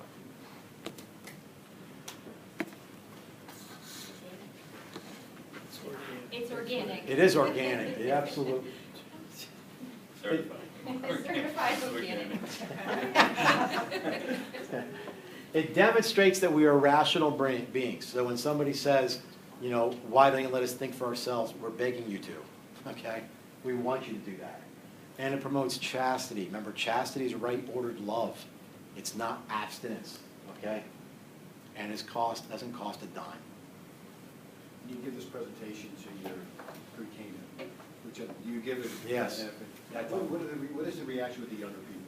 It totally depends. It's everything from head nodding to looking at my phone. Typically, and I go into more of this, and I really push like an emotional heart tug thing. And I'm saying this from a guy that never got this young when I was younger either. The guys get fidgety and nervous. I think because we recognize something. And then the women, like my wife, says, why didn't somebody tell me all this when we were younger? You know, where was this? Well, wasn't really out there. I can see the guys getting fidgety. Well, yeah, and now somebody might say, well, what's the difference between this and contraception? Well, all of that. Right. Because people will say, well, with contraception, I'm avoiding a pregnancy. With NFP, you're avoiding a pregnancy. Okay, those two things are true. But now let's add all this. You don't get this. So you're saying because we're on contraception, we don't respect each other. It's not what I'm saying. What I'm saying is that contraception is not going to promote shared responsibility. It's, yes, okay, maybe you can try to argue that we have thought about being mother and fathers beforehand. But you know, I mean, we know intuitively that a guy is not, I mean, my daughter had her first birthday party for her daughter, and she was a little upset with her husband saying, he didn't even know like what we were having. He barely knew what time to be there. My older daughter said, we got married. My husband didn't even know what was on the menu. All he knew was what time was to be there. What do you expect? This is us. We're not the best things for like something like this. You can't tell me if I don't have to be concerned with anybody getting pregnant that any of that's going to be on my radar. Now, maybe there's for those of you that are older, maybe there's an all-in-all guy out there that's so sensitive to the woman, but that's not typical. This promotes all that, and it really protects the dignity of the woman. So anyway. Billy, I have the video that matches what you were speaking about. So sex is a biological classification of male and female. We are born with 46 chromosomes and 23 pairs. X and Y will determine what sex we are.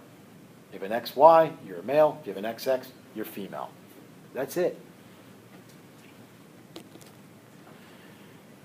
According to I'm not sure what the medical association is, but they're very clear. XX and XY are markers of health. They are not disorders. There are many variations. I did not list them for you, but I can tell you what they are. Turner syndrome. 1 out of 3,000 have it.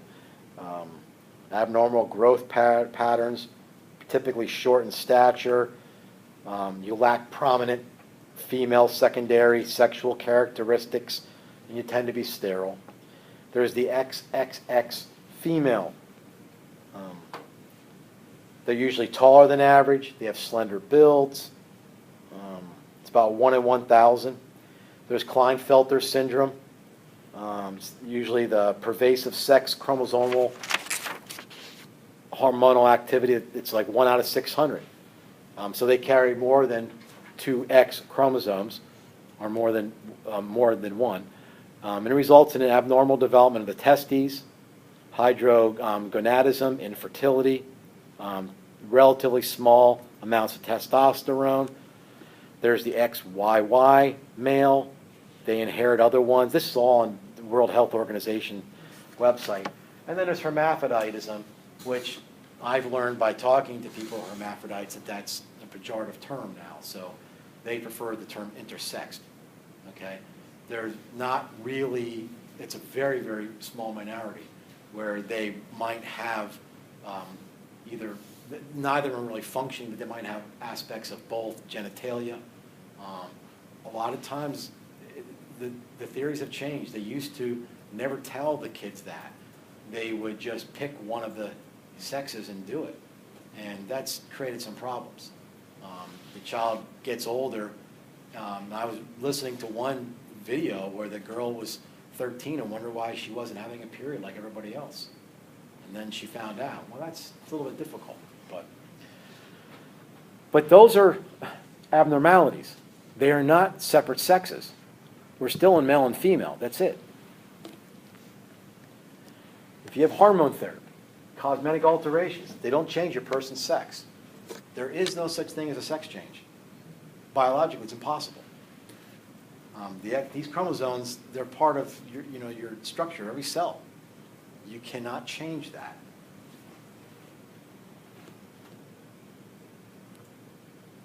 Gender could be an identity marker. We're not going to get into the argument, at least I don't. Gender is masculine and feminine. It's not male and female. We all know men who are very masculine and some men who are a little feminine. And we know women who are feminine and some who are a little masculine. We used to call them tomboys. Okay. It didn't make that particular person the opposite sex. So I'm one of those purists that when I'm filling out a form and it says gender, male or female, if I can, I cross it out and write sex. Or I love the ones now where it's male, female, other. I don't even know what that is. Biologically, there is nothing. I mean, this is science. This is not even like Catholic doctrine. There have been different cultures that have taken different approaches to the gender distinctions. We recognize that. You probably, the Bardashi, American Indians, sometimes you hear two spirits, they call them. That phrase, two spirits, is like from the 1980s. It's not some ancient American Indian distinguishment.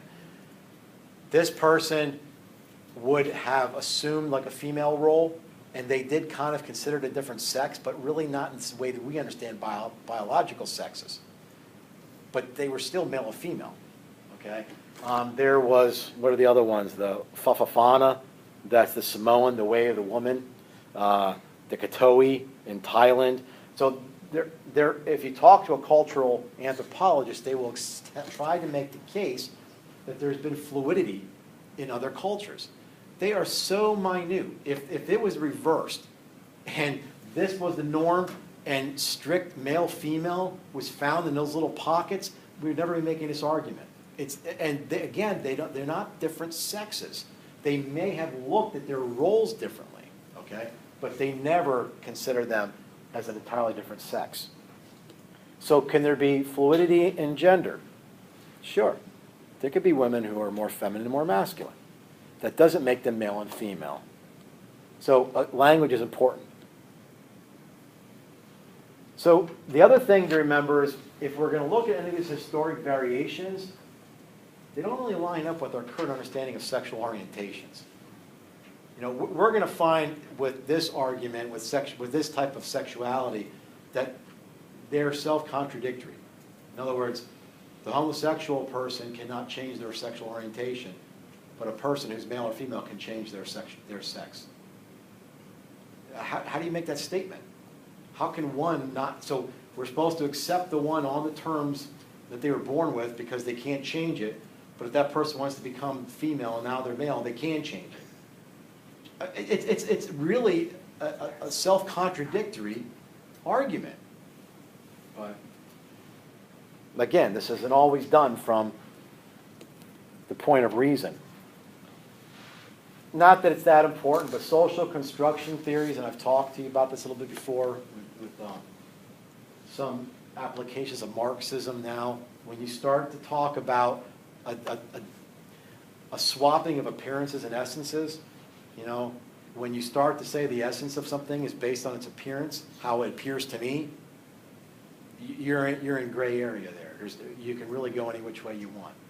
So if we live in a world like that and want a person to choose, and if we still think freedom is me to do what I want, and I want to say that I'm this sex, well, what's the argument against that? Well, the argument is you didn't change anything. If they take you into a lab, you're still going to be a female, and you're still going to be a male. It doesn't matter.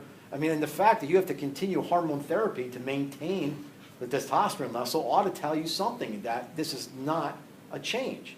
It's just a temporary adjustment is all we're talking about. This is all based on the respect of the human person. I mean, none of this, you know, I don't like arguing about this separately because it almost seems like we're not trying to understand that this has nothing to do with you as a person and your identity. You know, maybe some of these things are constructs, right? We all belong to a human race, but we like putting people in different races. But that being said, I'm trying to make the parallel here. If we had more time, I would show you all the articles on a man who considers himself to be a prepubescent girl. That's what he says he is.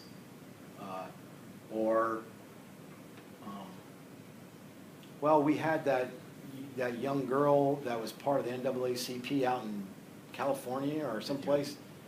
She said, I mean, why not accept that?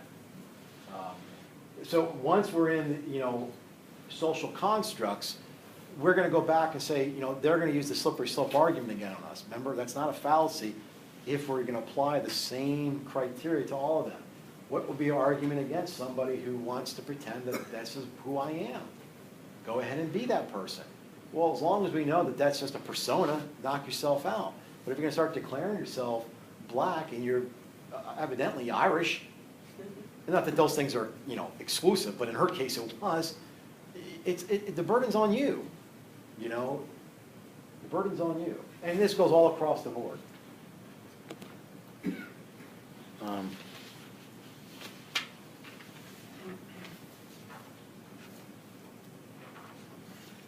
And I have so many examples of a Chinese woman who identified as a white woman. And the video on the man who considered himself to be like a 6 or 7-year-old boy, it's on YouTube. It's disturbing. I found something interesting on YouTube, actually, as a matter of fact, with this Father Mike Schmitz. I don't know if anybody's familiar with him. And he, because obviously transgender being one of the hot topics, and he brought up BIID. Are you familiar with that? It's body integrity. Oh, identity disorder, yes. And because, of course, I'm looking to see, as we're saying, like, how do we talk about this transgender? How do we be pastoral and counsel? And it's really an amazing how the analogy made between the two of transgender and BIID, where people, what BIID is, just quickly, and I hope I explained it properly, is that somebody might have, like, say, an appendage, its arm, says, that doesn't belong to me, all right? Or your foot, or they think they're paralyzed, or whatever, and they go to the doctor, they want that appendage cut off. Well, yeah, you've seen men, Well, the man who put his foot in the dry ice. No, that's very, very unusual from what I'm reading about, because but that's the point, is the fact that with BIID, they're going to get all this, you know, mental health, they're going to be, the doctor's not going to do it. Whereas in transgender, doctors are quickly go, okay, what do you want to do? Male or female? Let's change now. And they're so quick on one aspect to not really consult and find out what's going on in the mental aspect, but in the BIID, they're really careful with it. Well, I know the American pediatricians, they talk about, with younger kids, they flat out call it child abuse, you know? Yeah, I mean, pastorally, I don't know where else to start except can we make a distinction between gender and sex? We have to start there, you know, and if you want to be a female who lives more male-like, that's a different issue than saying you're now a male. The one, no offense, it's a little delusional, and it has nothing to do with Catholic doctrine. I mean, where's the science behind this?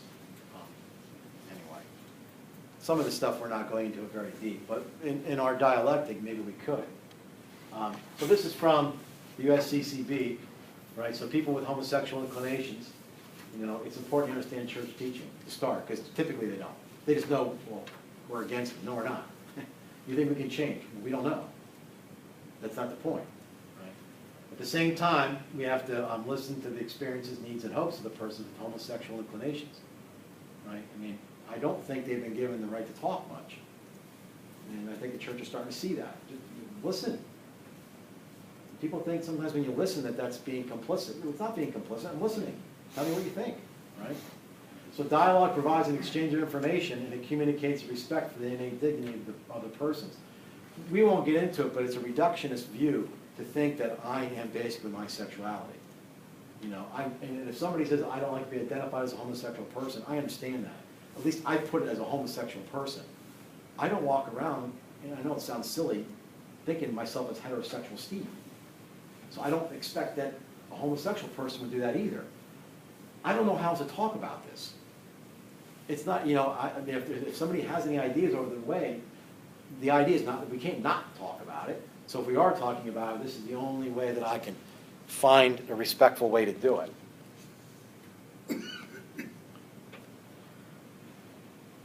So from Father Louis Camilles, he says, the fundamental truth of who I am, if that includes my sexuality, which let's not pretend that that's not part of our identity, if it comes to me as a gift, and something given prior to my choice or action, I need to accept it. Okay? So, see, in a way there, we're agreeing. If you are born with the same-sex attraction, you need to accept that. But by accepting it, let's go to the next step. You have to affirm your responsibility and stewardship for that gift. Your misunderstanding of freedom is going to think that you should be able to do anything that you want. That's not what I can't do that.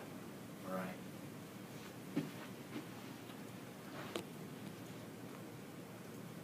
We live in a world where difference breeds fear. That comes from this book, but let's just recognize that. And if you are a traditionalist, which is what the majority of the people I know are, then anybody who's trying to revise things just appears to you as an enemy. And this is true for all kinds of things. It's obviously not just for this. And if you are the person who wants to change things, then anybody who's going to oppose that winds up looking as your enemy. And then we buck heads. We've never got to the point yet where the dialogue is the respect. And if somebody says, but I'm not going to listen to you and you accept me just the way I am, well, that'd be like me saying, I won't accept you until you be the person I want you to be. I mean, we can't throw those things down. What do people do in a family that has been estranged over the course of a decade or two? Just start having a conversation. It's like if anybody's involved in ecumenical avenues, like I am. You don't go into a meeting and iron out the differences. Just become friends and see where this goes. And then you're going to learn all kinds of things from that other person. That's true here too. I have. And I didn't think about that letter I wanted to read to you, but if I find it, I'll say something. I wanted to give you a little bit of the biology. So when John Paul II wrote to Father Coyne, he said, look, science can purify religion from error and from superstition. But religion can purify science from false idolatry and false dichotomies, right? So let's address some of the rhetoric, like, I'm born this way, right? That's the other argument, I'm born this way. And by the way, when a person says how they feel, we don't argue with them, right? If I tell you I feel sad, are you going to argue and say, no, I don't? So if somebody says, I've had an inclination towards the same sex since my earliest memories, why would we not believe them? I have no recollection outside of being heterosexually oriented, ever. Is somebody going to call me a liar? You know, so that's the kind of thing that we can have a discussion about, you know, and say, but then what does that mean? Okay? That's the number one negotiating tool. What's that? I feel or I believe. Yeah. You can't argue with No, that. you can't. It's very effective. Yeah. First of all, there is absolutely no gay gene. That is not like the Catholic Church's wish. It's just settled. They've mapped the genome, If there was a gay gene, by the way, I don't think most people who are homosexual would like that, because that means something could be done, right? Something could be done. That doesn't mean that genetics doesn't play a part. So that's, and what I'm going to tell you now isn't the end story on it, it's just what science is thinking. And this all comes from science. Because we have an issue. How do we know it's not a gay gene? Monozygotic twins, right? Identical maternal twins share 100% of DNA. If one were homosexually oriented, genetically the other one would. But that's only true for like 1 out of 4. So how do we explain that? We know that there's issues because twin studies are huge with anything genetic. There is this field known as epigenetics. Epigenetics is when there is some change in the DNA, right? An alteration. Now when I say chemical modification, that's the inner cell chemicals. No one knows like how this is really affecting. But it doesn't modify the actual DNA sequence, but yet there's some alteration. So they have learned, and by the way, they don't study homosexuals, okay? Where people are applying this to this, but they don't study homosexuals. The idea is, how do we explain that sometimes this follows familial relations? You know, you could see it within families. That's a phenomenon. Do you have something? It's usually trauma that changes the gene's expression. You bring up sexual abuse a lot, and where it can lead you sometimes. That's trauma. It could be trauma. It could also be intrauterine, like flooding of estrogen or something. They don't know. What they found out is people who were children of Holocaust survivors had a higher incidence of diabetes and other, what do you call it? My mind's just not here tonight.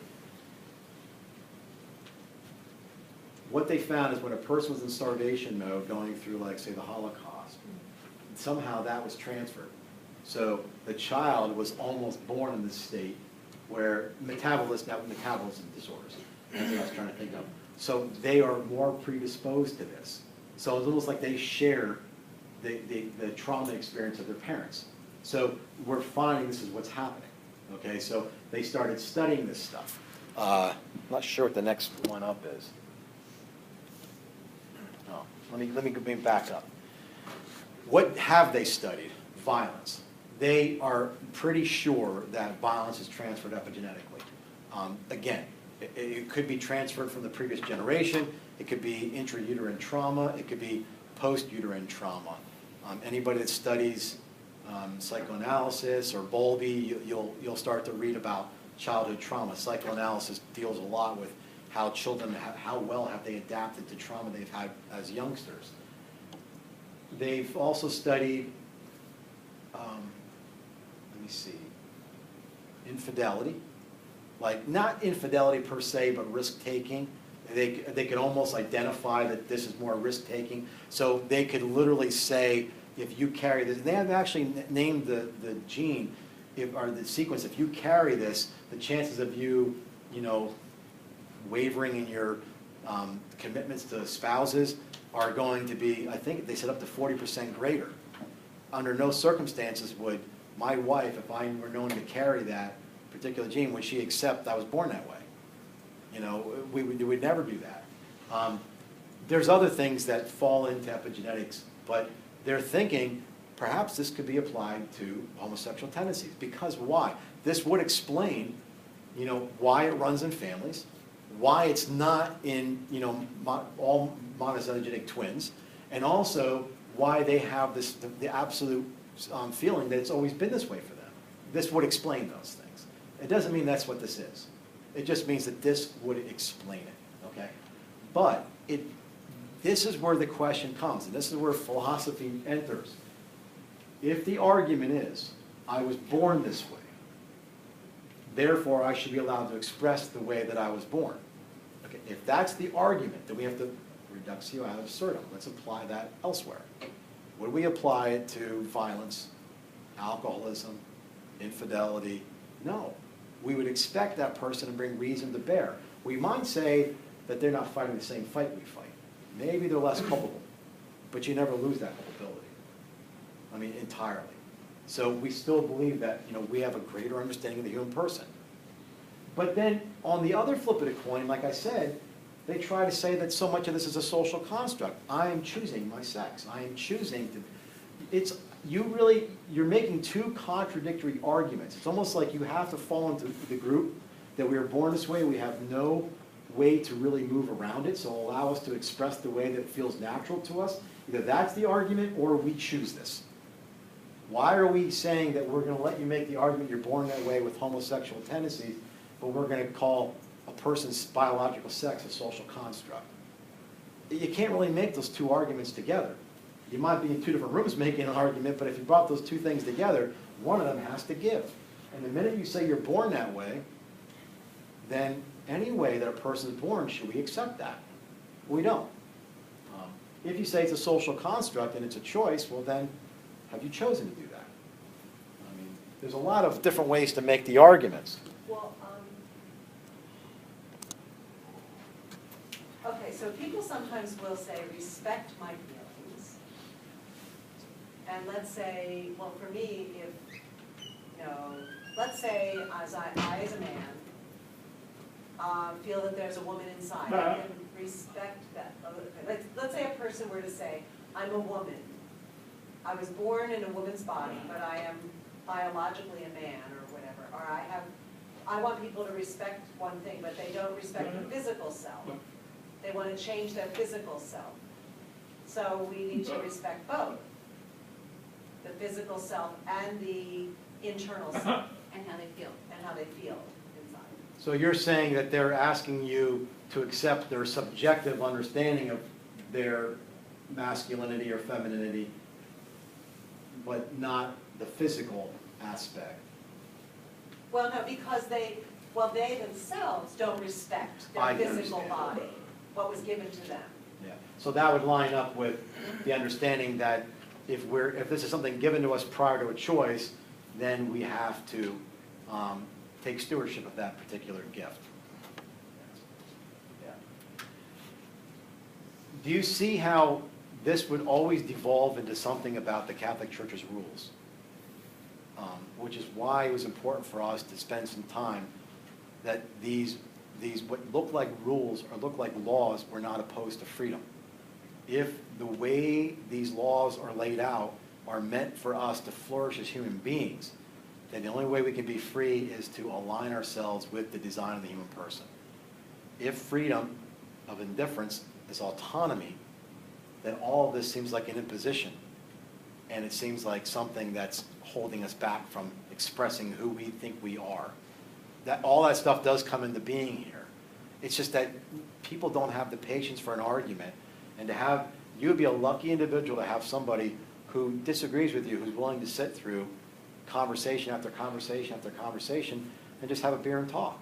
It would be a wonderful thing. But that we don't have that. We live in a soundbite, 2 minutes of hate society where people just start shouting things.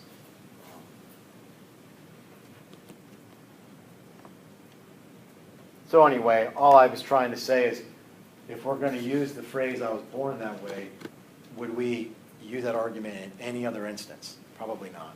Have you heard of a neuroscientist called James Fallon? I'm not familiar. I have a lot of stuff on neuroscience, but I don't know if I have him. He spent his career researching mass murderers, doing lots of brain scans and wanted to know what made them do it. He eventually found out that he was distantly related to many mass murderers. It was important. He has the gene, but epigenetics, it hasn't expressed, obviously. Yeah. He's not out there killing people. Yeah. If we argue, well, he's born this way, he has the gene, Yeah. and we're not going to let him go around and start killing people. And there's a lot of else comes into this. I had a girl that worked for me, I think I mentioned, a wonderful young woman, wonderful worker. When her girlfriend took her out, we took her right in our house. She lived with us for months. She told me for her it was an absolute choice. Now, I won't share with you what she told me was her childhood growing up. But there, by the grace of God, go me. I don't know what I would have thought. I mean, it was horrific to listen to.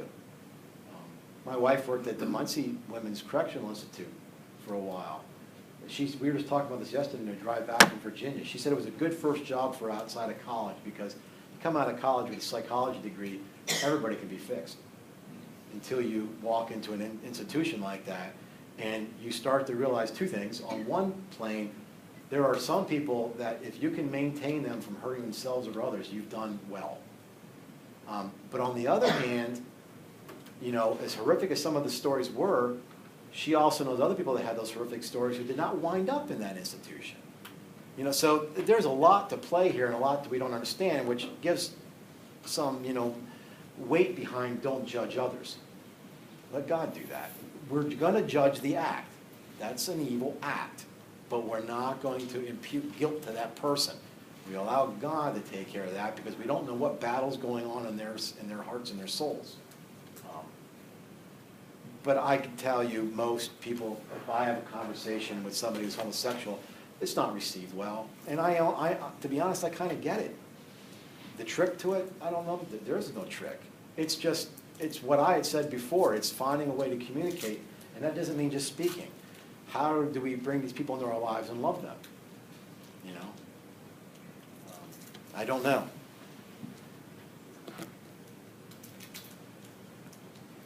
Our role is how do we bring them into our church? What's that? How do we bring them into the church? Well, there's a video. It's called The Third Way. It was put out by Blackstone Productions, and it was in conjunction with the diocese. But you should you can go on YouTube and see it, or go to the website. You can download it for free. It's just called The Third Way. Is the guy talking? Well, Like on the throughout streets? there might be. There's like four people, 3 or 4 people that had homosexual tendencies and found love in the Catholic Church. And it's quite moving. And the one guy was just, and it's a little, you know, frank, let's put it that way. Now, again, nothing disrespectful. But he talks about, you know, the one guy, and you can't universalize his experience, but what brought him into church was he found the love of a man, not sexual. He found a way to disconnect the sex from the love, and then he found the true love of a man who just accepted him and never told him to stop being homosexual, but did say that we have to be stewards of the gift that we give. And he used himself as a celibate priest.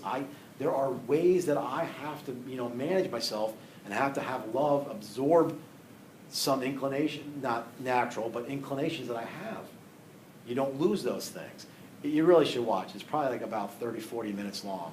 It's called The Third Way. I could put a link up to it. Let me just see if there's anything here without going over it all.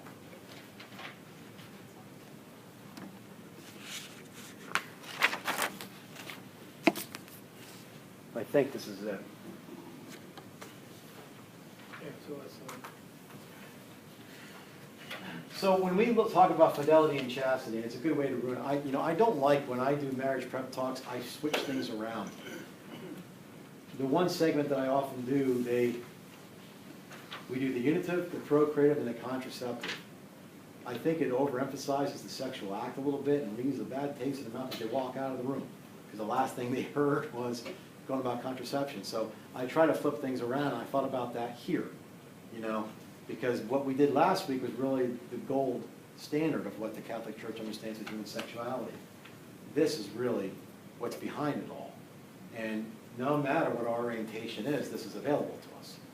We have to find ways to live this out.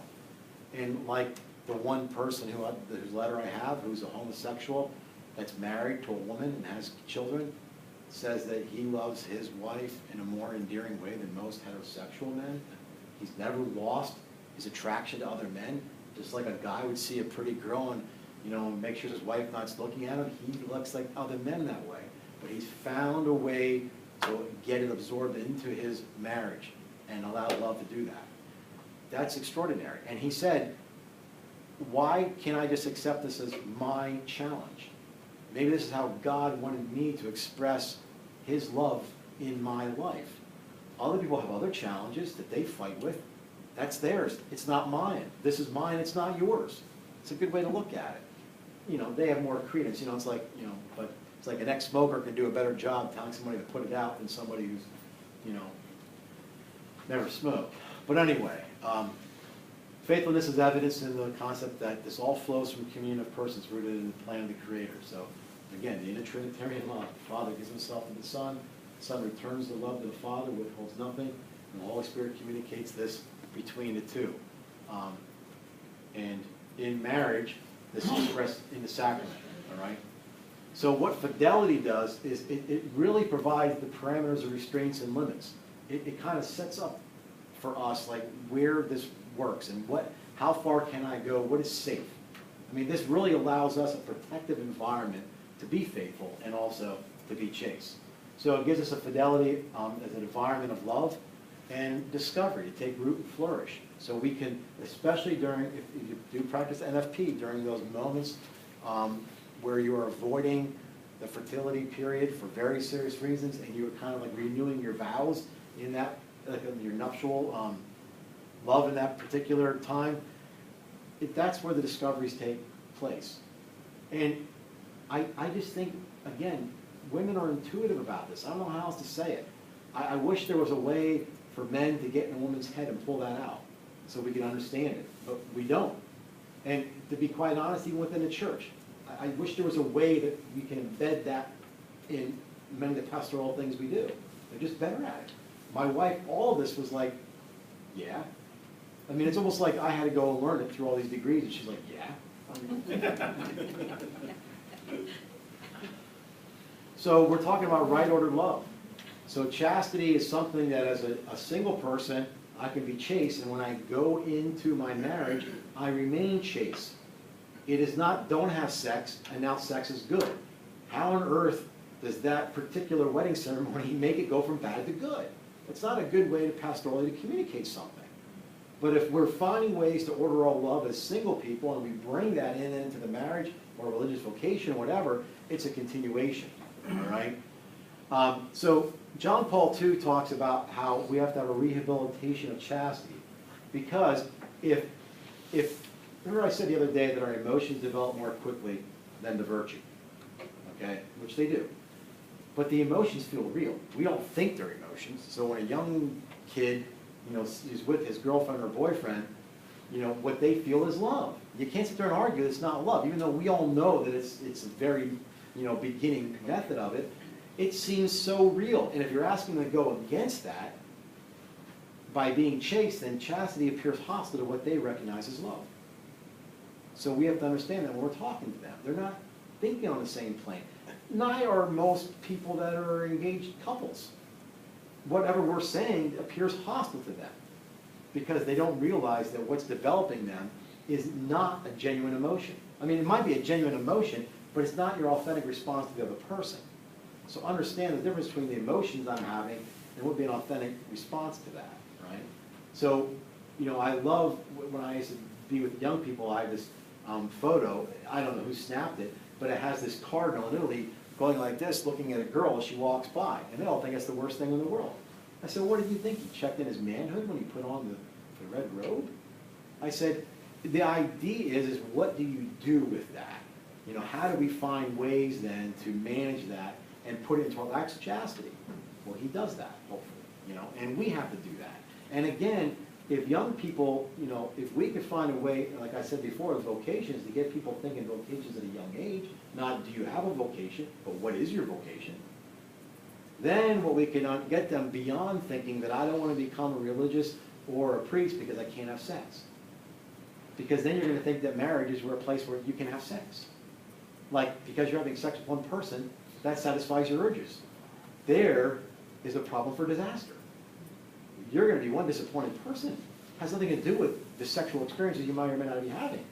The reality is, that's a terrible way to look at a relationship. So we have to watch what John Paul II calls this emotional subjectivism, where we take that emotion, this is very genuine. If a young person says, we've been dating 3 months, I love them, okay, we get it. But let's not pretend that that's an authentic response to that would be a sexual endeavor. So he says love is psychological complete only when we add an ethical value to it. That, I think, is a high regard for the human person. We're bringing reason to bear on these things. We're going to say, what is my ethical response to this love that I feel? Because we all have felt that. You've seen somebody and they look very attractive to you. And you just deal with it. How will this manifest itself in my relationship with this person, right? So the more, and here's the problem then. The more successfully that the utilitarian attitude is camouflaged, and they make the argument that the pill and contraception will at least help camouflage that. It's not a guarantee, but let's just say it helps that. The more dangerous it is, because we don't realize we're using the other person. We have rationalized it in one way or another. You know, so we bring all, and if you really want to freak out like the young kids, you know, I always wanted to do a little short play. Never had a chance where I have two kids dressed up like a groom and a bride, and just as the vows are being said, like 3 or 4 guys come up and stand behind the girl, and the guy says, "Who are those?" Well, they're people that I've had sexual relationships before my marriage. Why are they here? Because I'm bringing them into our marriage. How can we not believe? I mean, we can argue what is the effect, but are we going to really argue the zero effect? What are we, like androids? I mean, you know, these are coming in, and you can't even make that mutual, because I've heard the argument from young kids. Well, if they've had their sexual experience and I've had mine, and we both go in, so you're saying it's okay if you're both damaged? I mean, it's an odd way to look at stuff. So this is the role of fidelity and chastity. You know, so whatever we said about, you know, the pill, sexual revolution, homosexuality, it all has to be understood through this filter against the gold standard of what we said last week. I don't like separating it. I often, when homosexual persons have told me that's offensive, I kind of get it. I just don't know how else to talk about it. You know, what context do I talk about it? Well, you should talk about it. No, I have to. You know, I don't have a lot of choice with that because you bring it up. Any questions?